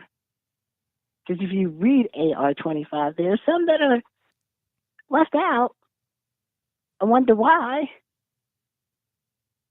But because, somebody said somewhere it's okay. Come on, y'all. I don't know if you remember when their council member, Bortz, when the sanitation workers were picking up the trash at his house in Mount Adams, and the truck is loud. You know how it is early in the morning when the garbage truck comes and you're sleeping and you hear all that, and he wakes up. You ends, we lost our minds. What is going on with the council person? You don't get to call the city workers that. Right. Come on, y'all. So we have to have a level of standard and some consistency about things. This is too much. It's too much. So let's make this simple. Remove all racial slurs. Have zero tolerance for it. Nobody gets an exception. I agree with that. Because I have to determine what you meant. No, I have to. No, just don't use it. And that's not too much to ask for Period. at all. You're a professional. It's Be not. professional. It's not. Can you imagine a police officer saying that to a medium Buddha? You will get back up on the street trying to control the crowd. Come on, yo. It's going down that one kind of way. My phone going to be blowing up. What can we do? Well, right now, this is what we're pushing for, a change of policy. So when stuff like this occurs, it's already dealt with. And there's nothing negotiated in their contract that says that they get to say that, period. This is all administrative code. So we got, really, y'all, we got some stuff going on that we need to be dealing with. We're still in the midst of hiring a city manager. I think we're down to the final 2. Hopefully that announcement will come out. We're in the process of hiring a new police chief. We got stuff to do. This is, to me, quite simple. Change the policy. Change Administrative Code 25 to reflect zero tolerance for any racial slur, period. In the car, out the car, while in uniform. For anything that I pay for. Thank you, and please. Absolutely. So that's all I got for you, dear brother. I think I had something else. Oh, I'm sorry. Let me say this. And we're late to get this announcement out to some of your choppers who may want to attend this very public conversation on the constitutionality of conceal and carry in Ohio. The conversation will center around how CPD has interpreted the language from the state and then applied that language to policy. So how will they police you now that we are in a constitutional carry state? How do they deem what qualified means? How will they interpret that? So that will happen Monday, council chambers, 6 p.m. If you're interested, if you are a gun owner, if you own multiple guns, if you're not clear, if you want to know more about how CPD has interpreted this language, please come down. It's open, and this is for you. Last night, Mr. Ivy, we had our 6th session in the community around policing, Pivot, the gun, Cincinnati's Intelligence, CG. I can never get it right. Cincinnati's Gun Intelligence Center, and how they use these systems to track bullets that kill people. We talked about Sarah, and in these particular departments, how they use problem solving so that racial hostilities do not occur while they're doing their job. So that racial interactions between community and more specifically the Black police don't occur. We had our 6th one last night. We have 2 more coming up in August. If you're interested in speaking to those particular officers, the lieutenants, the sergeants who designed these programs, and if you want to hear how they are rolled out, please join us. These things are free for you so that you understand and that you have these conversations, not through me, but you are able to touch, talk, and ask questions of these people. You don't have to like it, but at least you know about it. And if you don't like it, you have an opportunity to let your voice be heard. So I think that's all I have, Mr. Ivy. I hope you all have a wonderful, wonderful, safe weekend. The Water Boys, they have changed their names to Brothers in Motion. They will be down at the Festival of Sound and Water. We're working on entrepreneurial pathway with the city based on the model that we've seen out of Atlanta and based on the dreams of these young people who want to be entrepreneurs, who want to be loved and poured into and have access to great education so that they can be productive citizens. I hope that you all, if you see some of them out, we have gotten the okay from Cincinnati PD. They will not be harming them as long as they keep themselves safe. So if you see them out anywhere in the city, they should have on blue T-shirts with gold letters. Those are their colors that they picked. They chose their own name. They created their own working model, vision statements, missions. They're creating um, appointing each other to have specific tasks in the enterprise because the bigger issue was the economics. It wasn't about them being in the street. It was about them surviving. Some of these young folk are helping to pay bills. Some of these young folks are taking care of themselves. Some of these young people are homeless. So if you see them downtown, buy water from them. They will be selling water at the Black Family Reunion Parade. And hopefully they'll have opportunities at other outdoor events so they don't have to go to busy intersections to sell water. I'm very proud of them, Nathan Ivy. So anytime you want to come talk, see them, they are waiting for you. They need more love from more brothers. So we got work to do, community. But if y'all asking me about NIGGER or NICGEA or however you want to spell it, AH, niggardly, however you want to, give it whatever suffix or prefix, I say no, and that's what I'm pushing for. Look for something to come out from Councilmember Johnson. It's just too many of them. It's just coming from too many places, and I don't suspect that these places are terms of endearment for Black people. Y'all be well. Hopefully I'll see you on Monday or somewhere about in some of these conversations with the police. All right? All right. Thank you for the call. Thank you, sir. Appreciate you. Yeah, I'm glad she called in to give that perspective. Because, who knows better about what's happening with the police than Iris Rowley? And I agree with everything she said, except for the only thing I have an exception with is that Black people can't take negative and make it a positive. That's the word Black. So we can. But in terms of the overall policy piece, I agree with 1,000%. Just zero tolerance for all of it across the board, whether it's no matter what it is. No racial epithets and street language, period. Zero tolerance. That's the right message to send. And like she said, you don't have to deal with none of this mess. And I remember that. I think she told us before about the white officer that's in the car screaming. Is what you screaming? Do better, people. Do better. What's up, son? You want to say something? Stand up so I can hear you. I mean, I know, bro. You don't got to say that. I know. Okay, I know. We good. It's all over with. Why are you behind me? Don't come behind me. Come to the side. Look at this old boy. All right. I'll see you later. We can talk. Come on. I'm sorry. I know, bro. That's just fathers and sons and parents and children. It ain't no big deal. So what do you think? I agree with her. Zero tolerance across the board.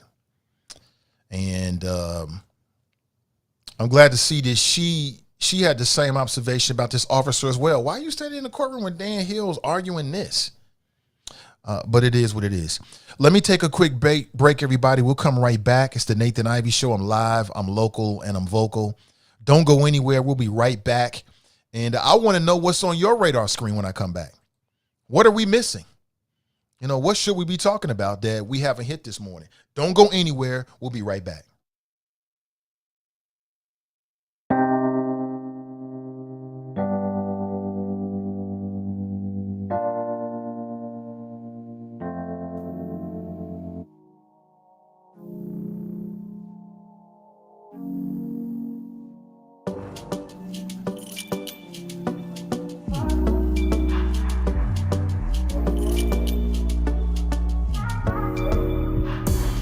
Det var första gången vi möttes. Våra blickar bara möttes. Kommer du ihåg det igen? Kommer du ihåg det igen? Du vill ha ice and little fingers. Då du vet det chalas. All in, ingen broms, schackmatt på din vänster hand. Du är så viktig, baby. Ja, du är allians. Du är försiktig, baby. Men du gav mig en chans. Det är 50-50, baby. Men det är balans. Jag växlar upp med dig, baby. Ingen annan. Det var fan ingen dans på någon ros innan jag träffade någon som dig.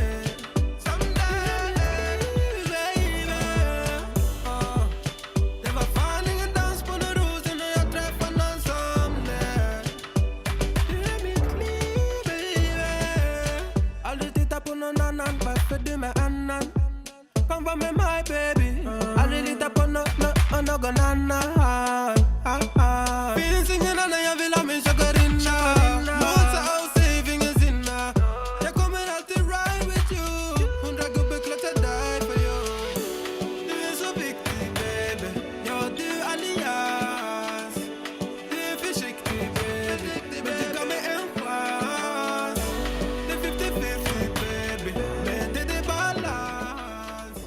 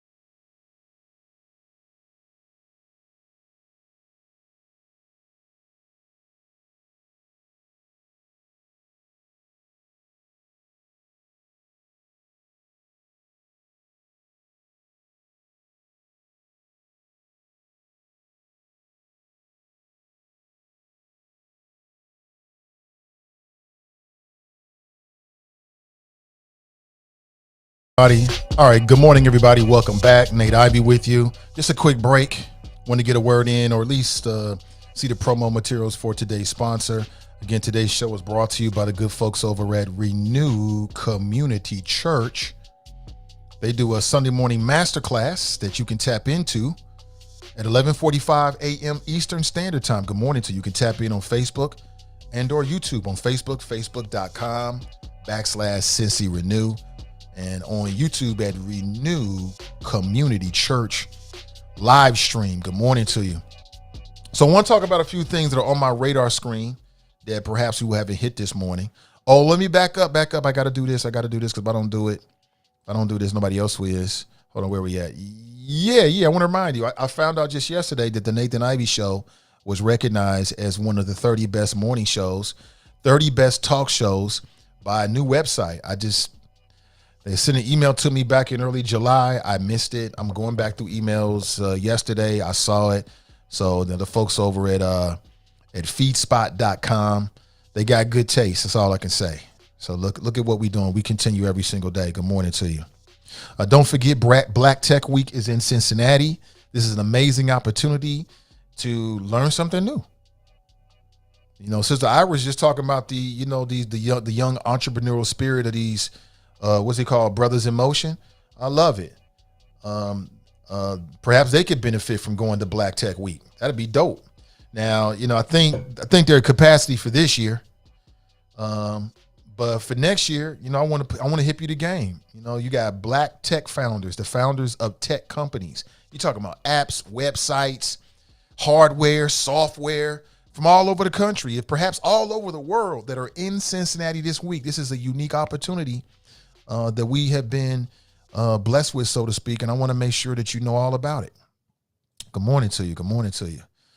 Some things that are on my radar screen. I want to talk about a few other things here, as the show gets deeper this morning. Good morning to you. In just a minute, I want to hear about, what's on your mind, perhaps some things that we've missed this morning, or just something that's on your mind. But I do know one thing that's on my radar screen is the rising cost of rent in the greater Cincinnati area. Like, that is a huge problem. Of course, everybody's been talking about it. People know about it, but it is huge. And you got these nonprofit organizations along with the city and county organizations that are struggling to get money to the people that need it. And it's just so many issues, man. It's just such a deep issue. Like, on one hand, you got mass evictions and people that are, homelessness and children on the streets and all of the chaos and the disruption that something like that can bring to your life. I've never been evicted. I don't know what that feels like, but I can only imagine it feels absolutely terrible to see all your stuff on the streets. It's embarrassing, I'm sure. And, like I said, that could be a major disruption into your life. And people are struggling with that right now. And I'm hearing all kinds of things about state money coming in. Some state money is leaving. I've heard stories about landlords that are jacking up the rent. I think that's a real thing. I've heard stories about people that are struggling to interface with local funds here, and there's multiple reasons for it. Some of this is self-inflicted wounds and they catch up with you. Some of this is just delays in the pipeline. Some of this is greed. I'm hearing a lot of greed from landlords. In some cases, you got landlords or property owners that's been dealing with difficult tenants, and they might have been taking less money than they know they can get, but they're trying to do these people a solid, and they get fed up with it, and they're like, enough is enough. If I'm gonna struggle and have to deal with all of this, and I know I can get $200, $300, $400, $500 extra a month, I might as well give more money a month and deal with the problems than dealing with the problem of this price point. So you got all kind of issues that's going on here. But there could be some relief coming. I know that city council passed the idea that they were going to put a moratorium on evictions if somebody was sort of in the pipeline to get assistance. And, that was kind of not being enforced, but it looks like perhaps that a local judge might take a second look at that. So we'll see what happens. But housing remains a huge, huge, huge, huge issue here in the city of Cincinnati. And COVID was a stress test for all of us. It was a stress test personally.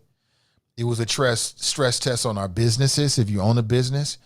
It was a stress test in terms of your personal relationships. And if you already have some issues, then whatever COVID brought to the table just exacerbated it. In some cases, made it worse. So I feel for the folks out there. I mean, you got folks, getting apartments and hotel rooms, temporary lodgings and things like that. It's just a real terrible situation, man. It really, really is, especially when you have children that's caught up in the game. It's real terrible. So I'll keep my eyes open to what's happening, and we'll see if there's going to be any relief. And like I said, I've heard a lot of stories of greedy landlords. I'm sure it's been in the news. It's been on social media. It's been on Facebook. And I've heard stories of tenants that are not paying their bills. And so then when COVID hits, they want to scramble. But then you might have landlords or property owners who are just sick to death of dealing with it. I've heard of those kind of stories. I think all that stuff is valid. Absolutely. Tracy writes, folks trying to find loopholes in the meeting, stop it. Let me see. I'm not trying to find loopholes in the meaning of the NIGGA word. It is what it is. Come on now. Let's not act like we don't know what's going on here. They're just a different meaning. When you hear somebody say, that's my NIGGA, what does that mean? Is that a negative thing or a derogatory thing? I don't know. Like I said, there was a term when white folks used to call us black, and it was a pejorative. Now black folks have absorbed it, and it's like a badge of, yeah, we black, and we on some black excellence kind of stuff. So it's all about different strokes for different folks when you're in the streets. Now, when it comes to dealing with city workers, I agree with everything Ira said. As I said before she called in, black or white, don't be calling me that. You getting too friendly. I don't know you. You at the job. You're on the job. You should be professional. Black, white, or whatever. NIGGARESTLYIEY. It makes no difference. You're on the job. Be professional. I know when I'm on the job, when I used to work for other people, I had to be professional. Shit, I got to be professional now to some degree, but, the rules are a little bit different, in this lane that I've carved for myself. But that's just, and again, I feel that way for city workers across the board, but I feel that way about any worker. I don't care where I walk into your store, your establishment, treat me with the same respect as you would if you wanted it. Across the board. But it's not that there's loopholes in the meaning, Tracy. It just means different things coming from different people's mouths. That's just what it is. James writes, the NAACP was started by Jewish people. Yeah, and so what? What's your point? Crystal writes, say it, Iris. Keisha writes, I agree wholeheartedly. Nat writes, priest, sis. Let me see. Nicole writes, let a police officer call a Jewish person a racial slur and see what happens. Correct, Amundo. Brenda writes, good morning, Nate and Choppers. Kamikia writes, I think it's true at the same time that those officers should be disciplined, and it is not the same when a white officer uses the word. Exactly. Exactly. TNT writes, they arguing for the right to equally disrespect our race. Angela writes, wrap this up with a pretty bow. Let me see. TNT writes, you get one in first two if they don't hear it. Right. All of that's crazy. Just don't use it. But that's the court. But that's in terms of police policy and what you should expect from a city worker. Absolutely. I don't think anybody would disagree with that. I think we would all agree with that. Black or white, NA, GGR, makes no difference. If you're dealing with me, then don't use any kind of street language and racial epithets across the board. I think we all agree with that.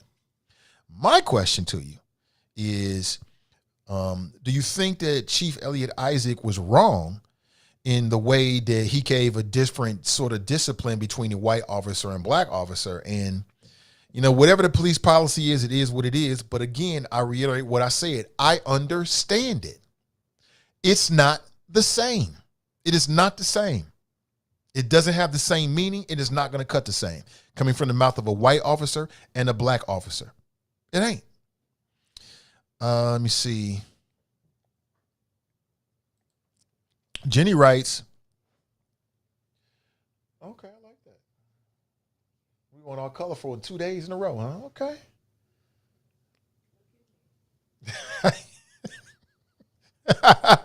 Oprah Winfrey and Jay-Z had this whole argument discussion and agreed to disagree. Jay-Z glorified the word as so many of us do. Glorified? I don't remember that argument. I kind of vaguely do. They had a whole conversation about this, like on her show. I don't know if he glorified it. Right. Wifey's saying he didn't glorify it. He just said that there's a different meaning. And it is.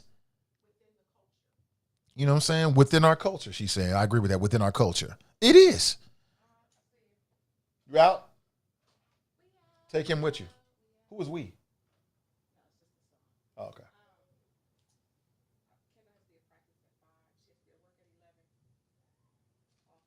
I hear him up there doing his thing. Is he dunking the basketball? Good. Let him dunk all day.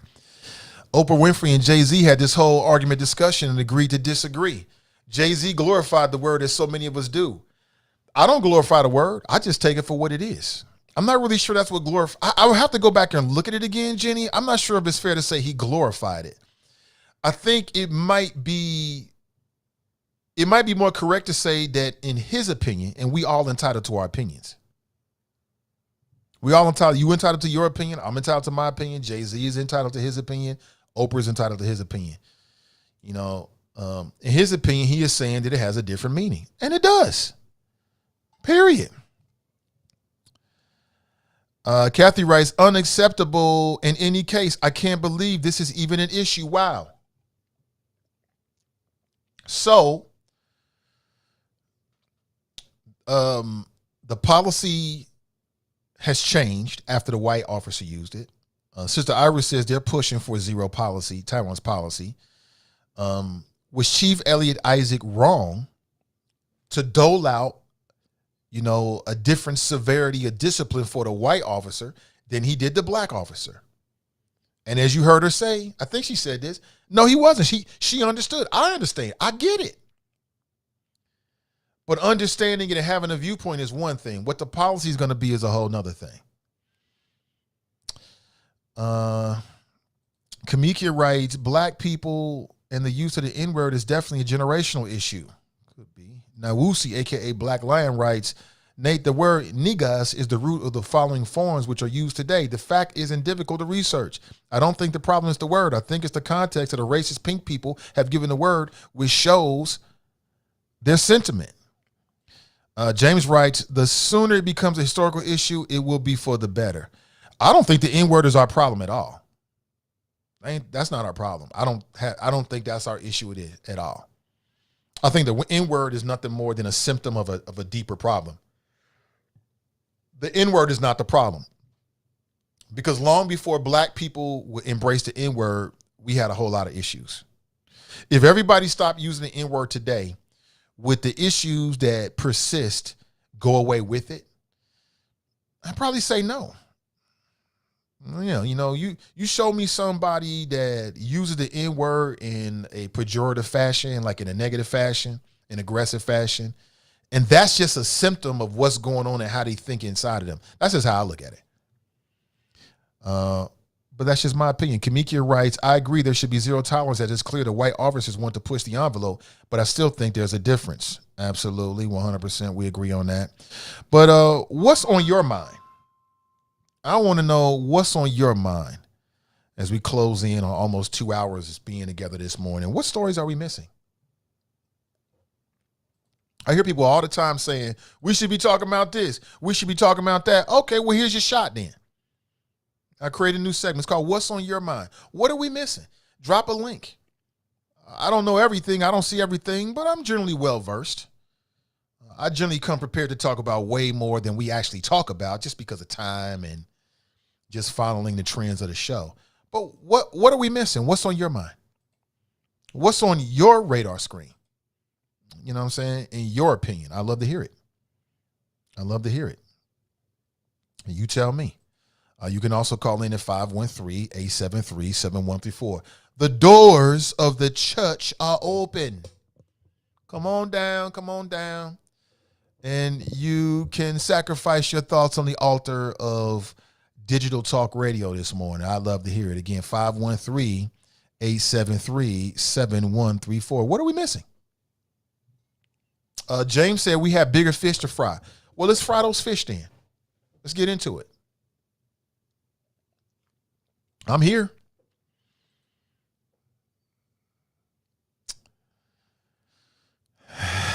Brent writes, I see that Junior got that T-shirt turned around to the correct side. Mrs. Ivy is on it. She is on it. Nakia writes, I just don't like playing with people. Danita writes, every person with a job understands that the way you speak to your friends, family, associates is not the same on your job for the exact reason Ira stated. How you and your friends speak may differ from me. Use professional language and behavior when on your job. Simple. 100%. 100%. Now, I know, like a lot of people, they black and white with it. I'm a bit more nuanced. And so maybe I lose some people because they can't follow me. So let me take it from the top as I started the show, okay? As I started the show, I think the black officer was wrong. The white officer was wrong. They're not the same. I don't perceive them the same, but they're both wrong. You got a uniform on. You're on the job. Respect across the board. I'm with a zero tolerance policy across the board. Black officer using NIGGA or white officer using NIGGR, even though I think a white officer that used the N-word is far worse. Far worse.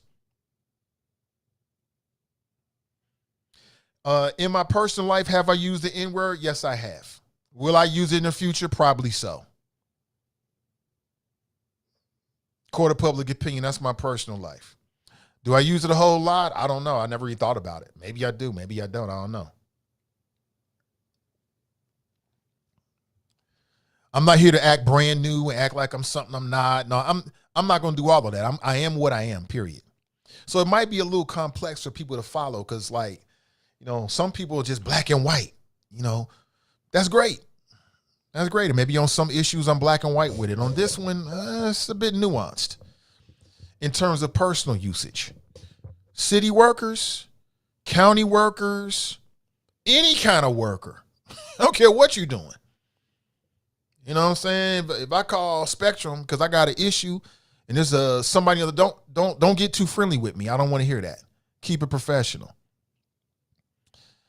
TNT writes, and just like our ancestors, the last word many of them heard from the person who hate you was die, N-word, die. Now CPD can get one in the act of using excessive and deadly force, shaking my head.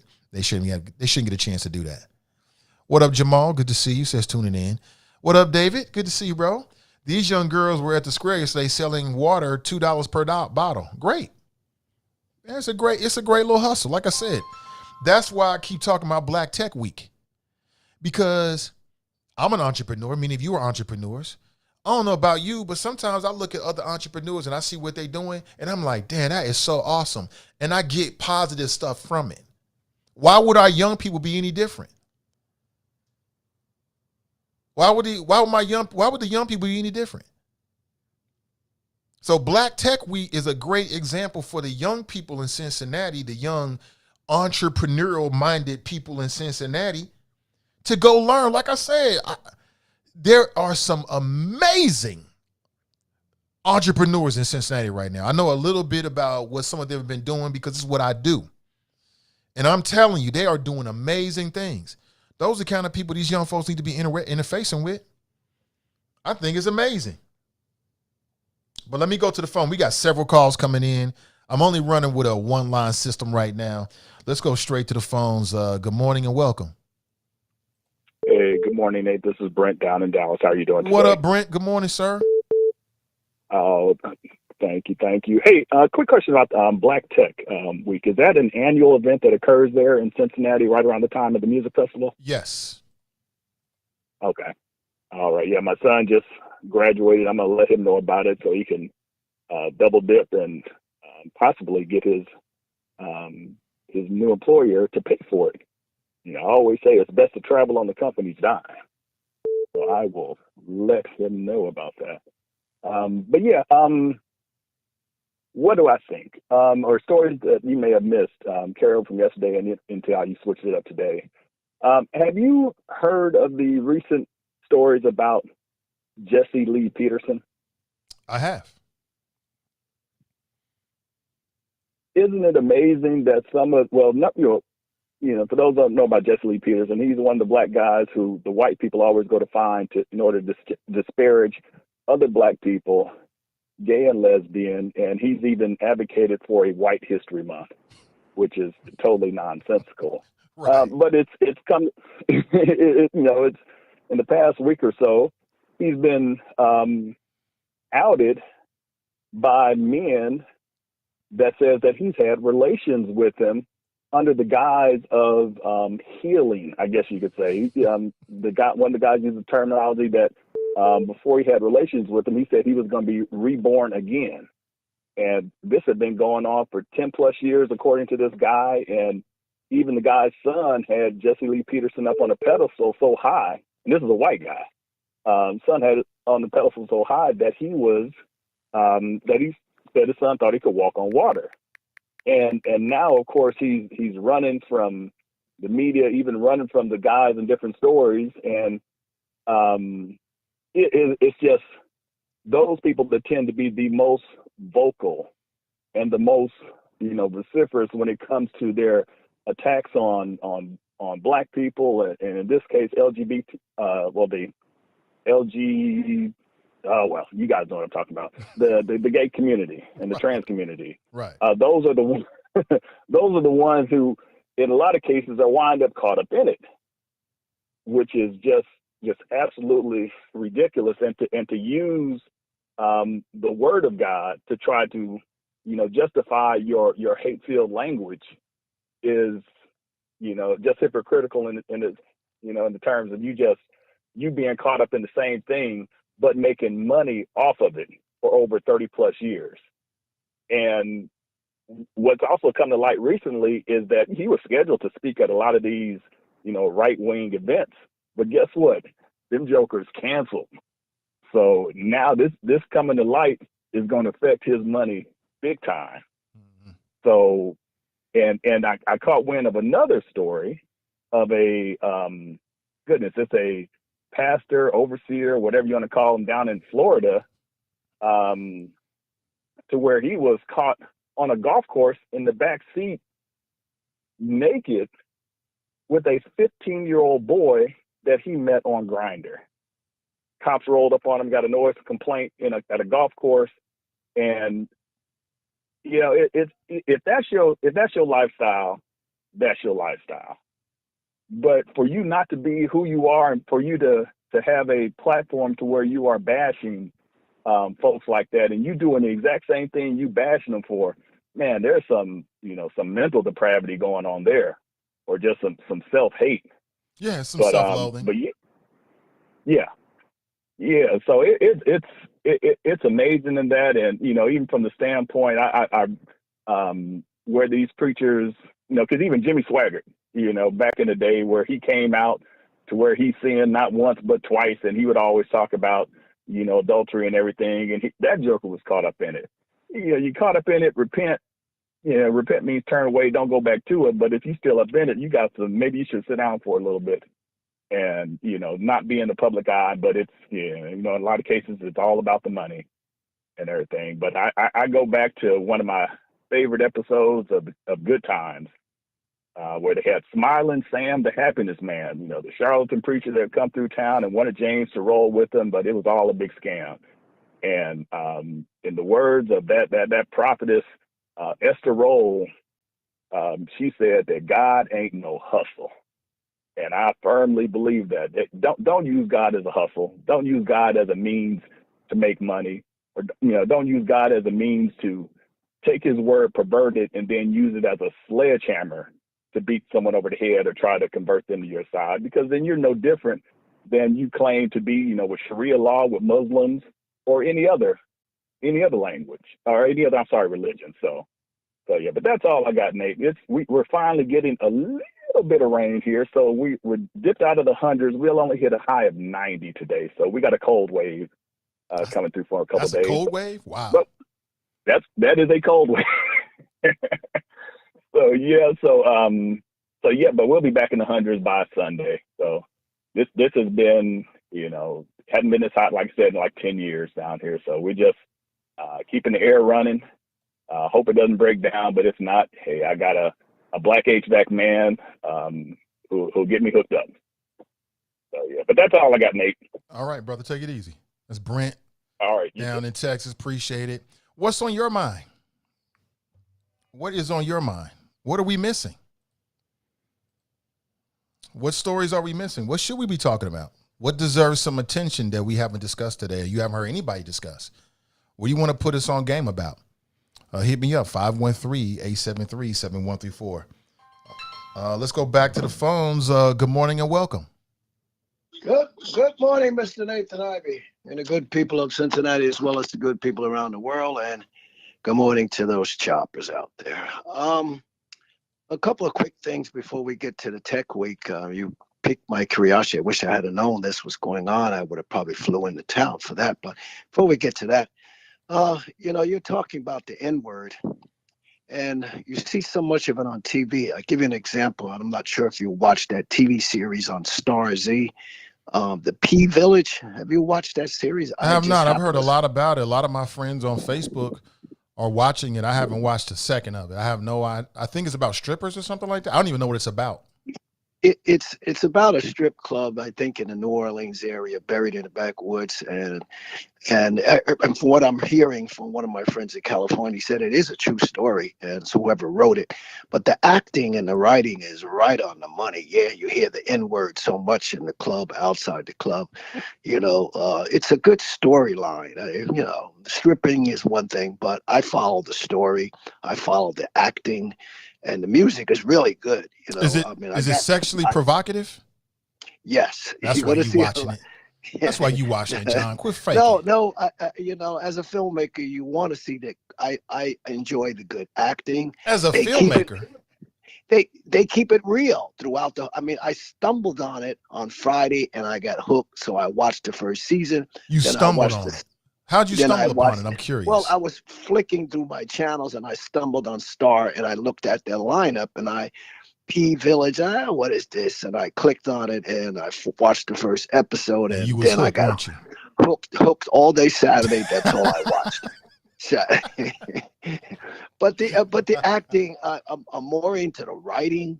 I'm into the acting, and it's excellent. Excellent. Cool. And then I went online to follow the director and the actress. Watch that Mercedes. Watch her very closely. Anyway, the acting is very good. But I read online Sunday that they got renewed for another season I guess, coming up, and I think it's on Star. So I'm looking to see where it's going to pop. I think it pops up on a Sunday night. But if you go to Starzy, and you'll be able to catch first season and second season, you're going to get hooked, if you watch it, because it's really good. So, but you're talking about that N-word, so prepare yourself, close the little kids' ears, because you're going to hear a lot of that. And I mean, it's a natural thing. It's not going to go away. I understand your concern, when you talked about the policemen with the one using it, one against. So, I think you covered it pretty good. So how much can you add to it? But it is with us. And I think these rappers got to be very careful in their quotations with their music and using it so much. So we'll leave it like that. That's art. You were talking. You can't muzzle art. Well, I know we don't like to think about rap as art, but rap is art. You shouldn't muzzle art. It is what it is. Either you like it or you appreciate it or you don't. Then don't get offended if somebody outside the black community use it. Now, Two different things. They're using, I don't know if they're using it as art or are they using it as a racism donation because they want to get their point across. I understand that. But we get upset when somebody outside the black community uses it, but we use it like it's a part of our slang, which is a negative tone. So it does trouble black people in the black community to hear it. Mostly the older people, yes, I understand it. But the rap kids, it's a part of their vocabulary. So, that's what they use. But then when somebody outside the white community use it, their eyeballs come out of their head. And rightly so, because they ain't us. You can't listen. I got certain pet names for my wife, and she got certain pet names for me. We might use it in public, but don't you overhear me talking to her or her talking to me and then use those words. It ain't for you. That's our thing. It's the same thing with the N-word in black folks. It is what it is. There are some double standards you just got to deal with. We grew up we still dealing with double standards. We just shrug and have to deal with it. So, I don't really buy that argument, although I know some people make that argument, John. Well, if you go into a board meeting with some of your meetings, do you want somebody across the table using that word? Obviously not. It depends on what the board is, but that's different. You're talking about a business or professional context. So I think, John, we will all agree, all of us, even people like me who say, look, on the streets or in personal interactions, people use that word. It is what it is. You talking about business. That's different. You go into a board meeting, you're talking business, depending on who you are and depending on the nature of the conversation. Yeah, I don't think that's the right place to use it. It's different, I think it's double standards with these young people using it. Yeah, and when you watch that TV series, it's gonna pop out so much. It's like nothing. Really? As you stated, it's nothing to them. Yeah, it's just I might check it out eventually. Club, inside, outside, they're popping that word left and right. I can imagine.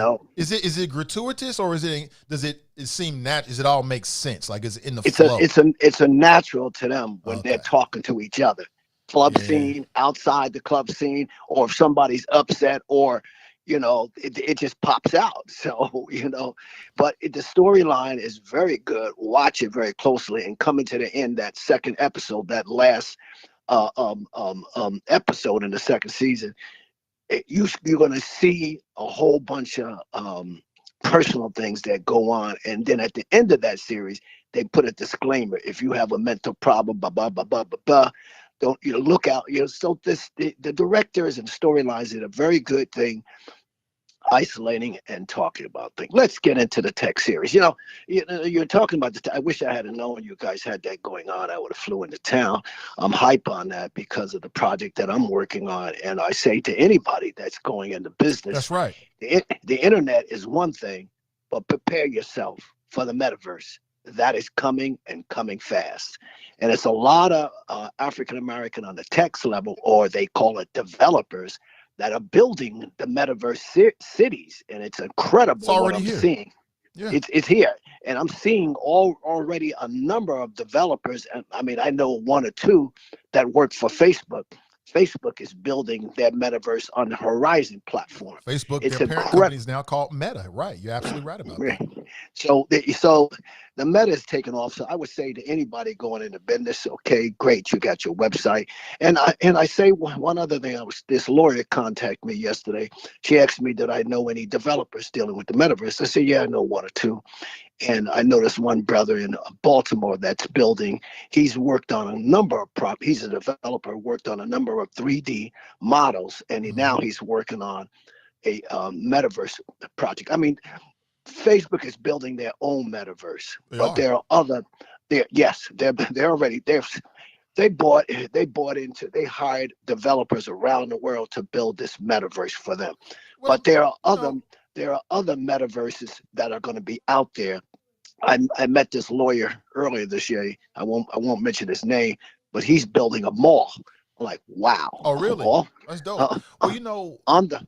Can I just interject something real quick, John, if you don't mind? Go ahead. Yeah, I was saying, I think you're absolutely right about that 100%. But, I'm a 25-year gamer. I just love the technology and the competitive nature of it.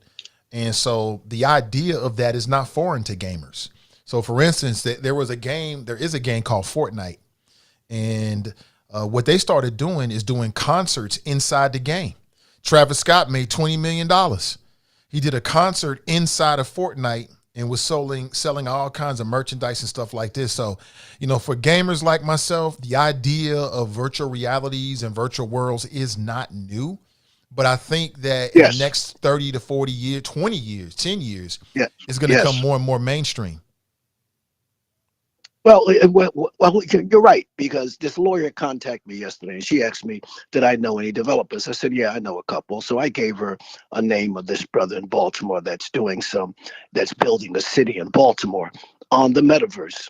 And I said, I'll give you the contact. I don't have no problem sharing it. Fine. And then I'll give him a heads up, letting him know you're going to be calling. But she does a podcast.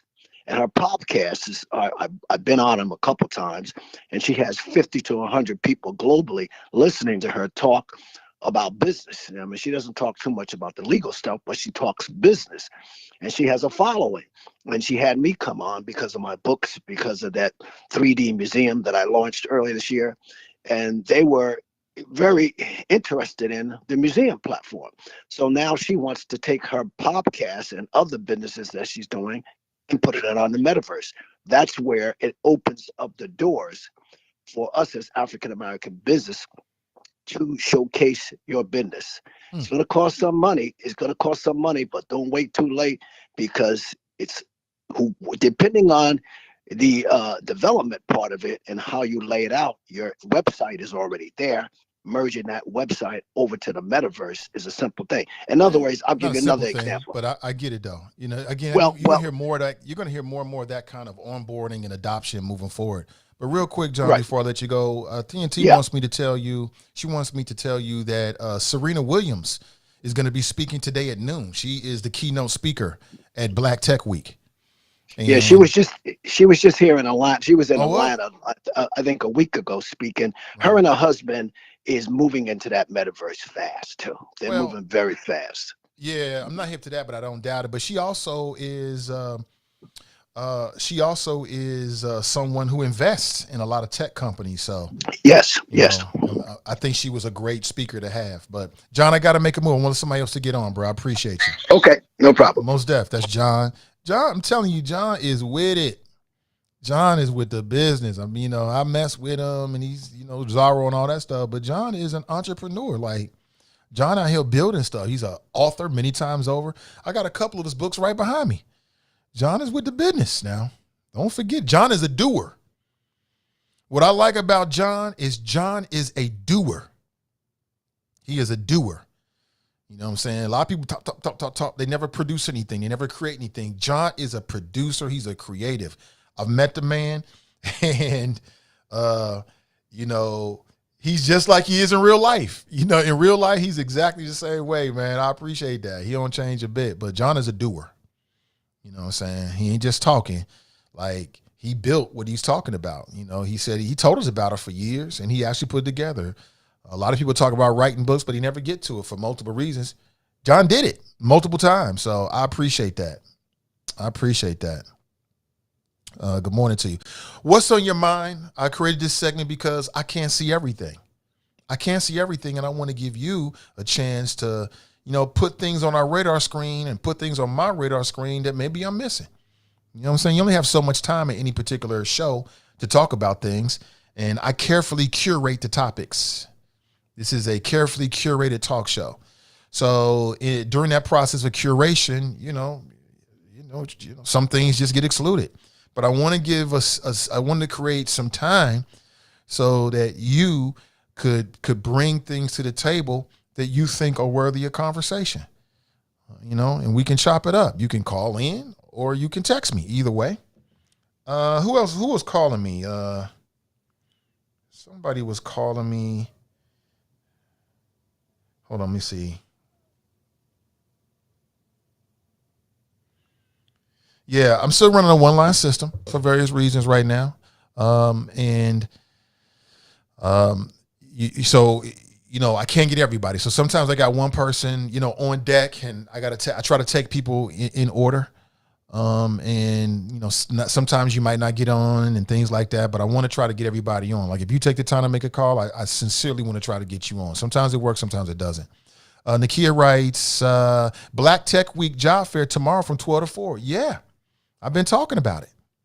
Black Tech Week job fair. So, I'm telling any and all people, and I don't care what your age is, this is an opportunity for you.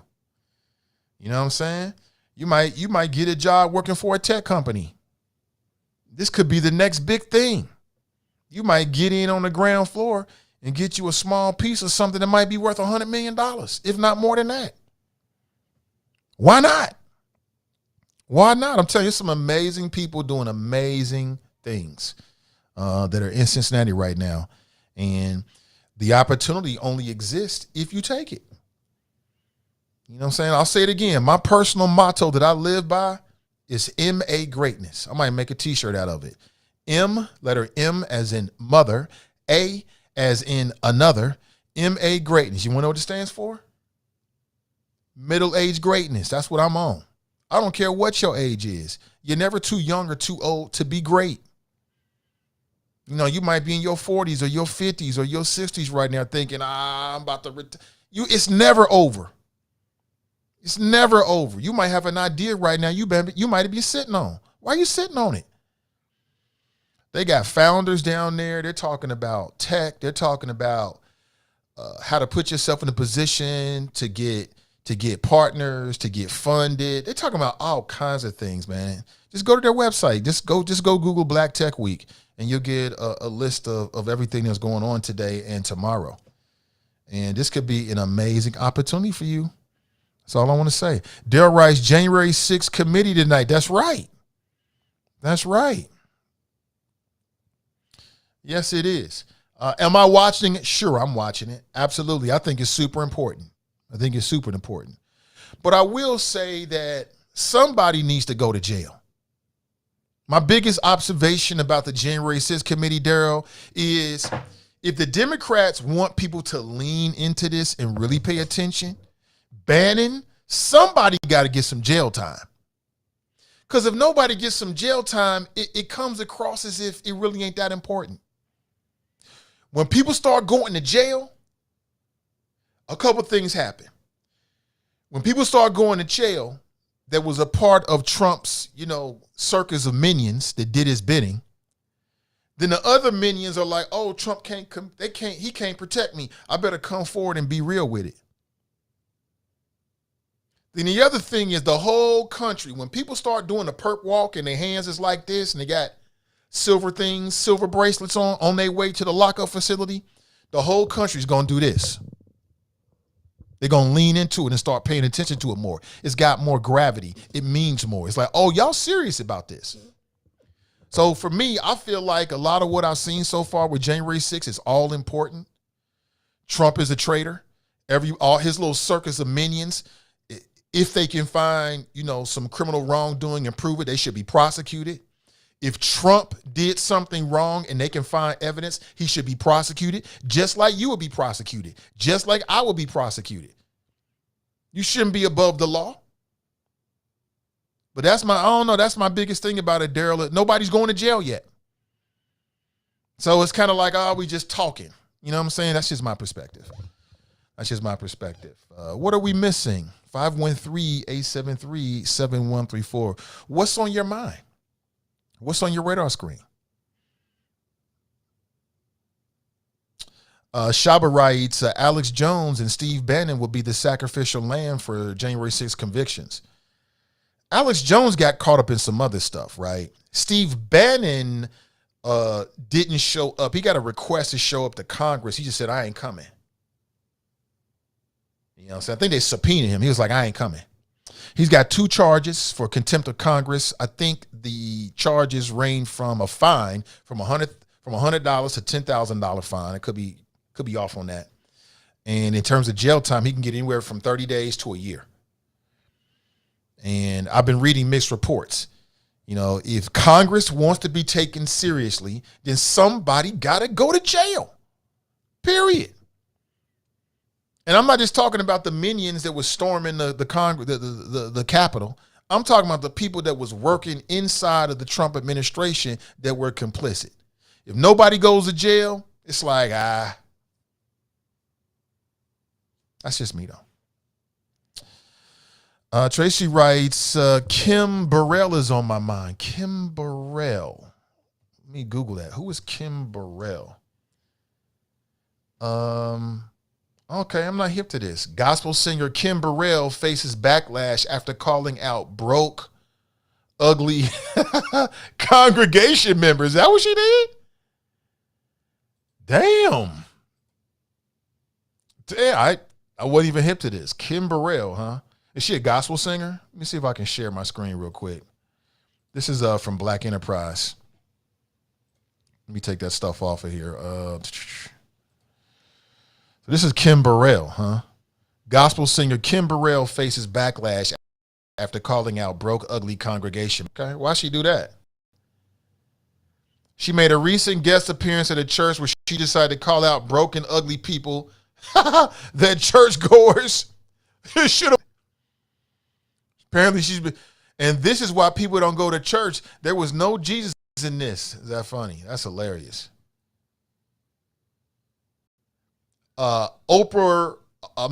Award-winning gospel singer encouraged churchgoers to choose up and find value when selecting friends and partners. I would agree with her. Yeah, you should choose up. Wait a minute, there's a video? Oh, we got to play the video. Let's play the video. You gotta choose up. Find you some value. You know, sometimes before we get friends, we have to... She said choose up. How long have you been broke?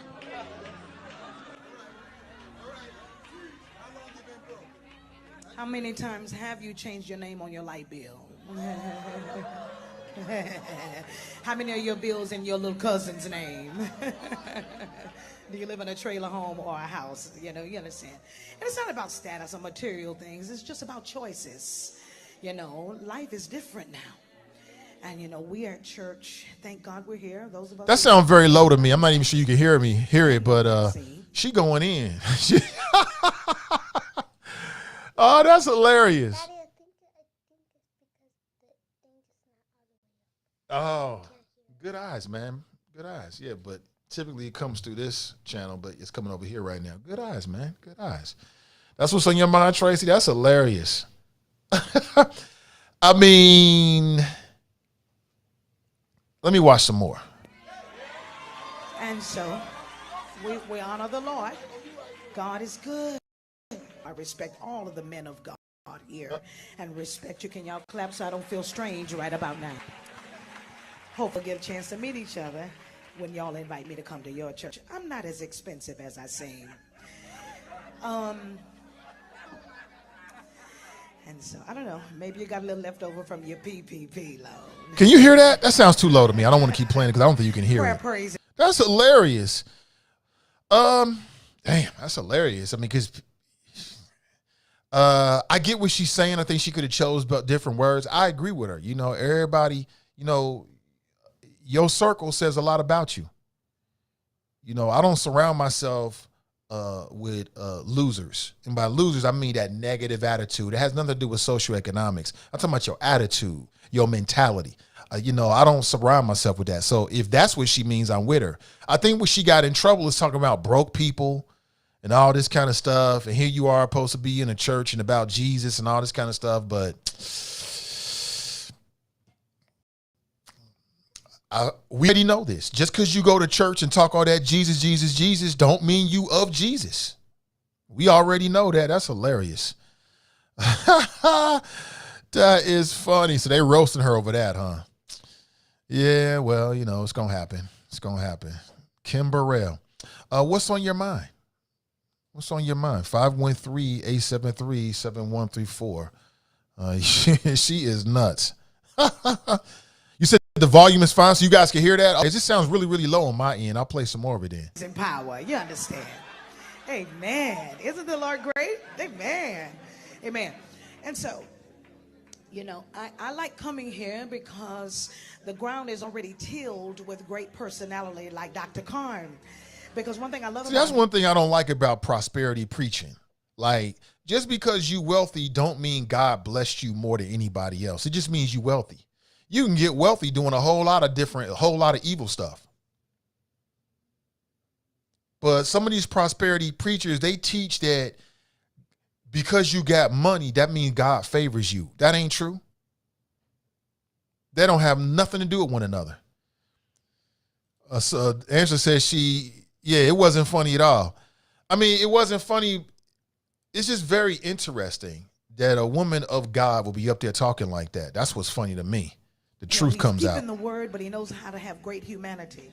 And most don't understand his personality because he is truth personified. And he tells the type of truth that makes most uncomfortable. Because who likes to be told you're just ugly? No one likes to be told that. Especially when they have realized it. All right. Most don't get offended until they know the bad thing about themselves. And then somebody else recognizes and says, I saw the ugly too. I just wanted to let you know. So anyway, y'all get that later. God is great. All of you are beautiful. I haven't chosen anyone to be ugly yet. God is good. God is great. You all look great. Most of you have on hats covering most of that anyway. Here's to you. Yeah, see, this is why you need to order your thoughts before you get in front of people. I've seen enough. That's the reason why people don't go to church, because they don't want to deal with that kind of hypocrisy. She made an apology video. Let me look at this. She made an apology video. This was not on my radar screen at all. Apology. Now, when they do the apology video, they wrong. Oh, she made an apology. This world is too much for me. She made an apology video. Oh, my gosh. This world we live in. My question is she at the look to even say that? Right. What I've noticed is if you show me somebody that's always pointing fingers and talking about this, that, and the other on some negative stuff, it really means they feel that way about themselves. And so they like to project it on the other people. And that's kind of what I pick up from her. I'm like, ugly? What's ugly? Nobody is ugly. I've never met an ugly person in my life. Ain't nobody ugly. Not physically. I've met some people that's got an ugly spirit or ugly personality. But on a physical tip, there's somebody for everybody. Ugly is in the eye of the beholder. That don't even really matter what somebody looks like. You know what I'm saying? You clean and you got a good heart and a good mentality. There's nothing more attractive than that. You can have somebody that on the outside looks good, but on the inside, in terms of their heart and their mentality, is ugly. And you can have somebody that on the outside, people say they don't look like a Hollywood star, but their heart and their mentality is in the right place. I'll choose the latter any day, all day. Any day, all day. Ugly. What's that got to do with it? Some might say she is 5 minutes away from being a big booger bear herself. Y'all hilarious. With that, my friends, I got to make a move. I really appreciate you for being here today. It means everything. I'll be back and hopefully better than ever tomorrow morning, bright and early. We'll chop it up on people, politics, and pleasure. Have an excellent rest of your day, family. And remember our motto: winners focus on winning, and losers focus on winners. So stay focused and stay winning, and we'll talk real soon.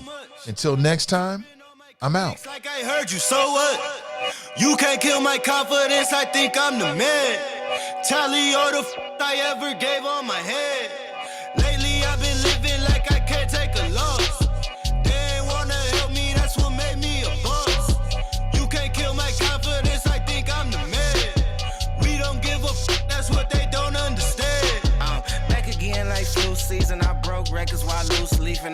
Crashing down my roof, leaving, don't give a fuck, I don't care. Did the by my lonesome, no wonder now I'm on one. No shortcuts on that long run, all I really want is my share. Get him, I got him, I told him it's nothing. In the discussion, all them feelings, I throw all my pain on percussion. It's disgusting, I hear them bragging about that they did and they do not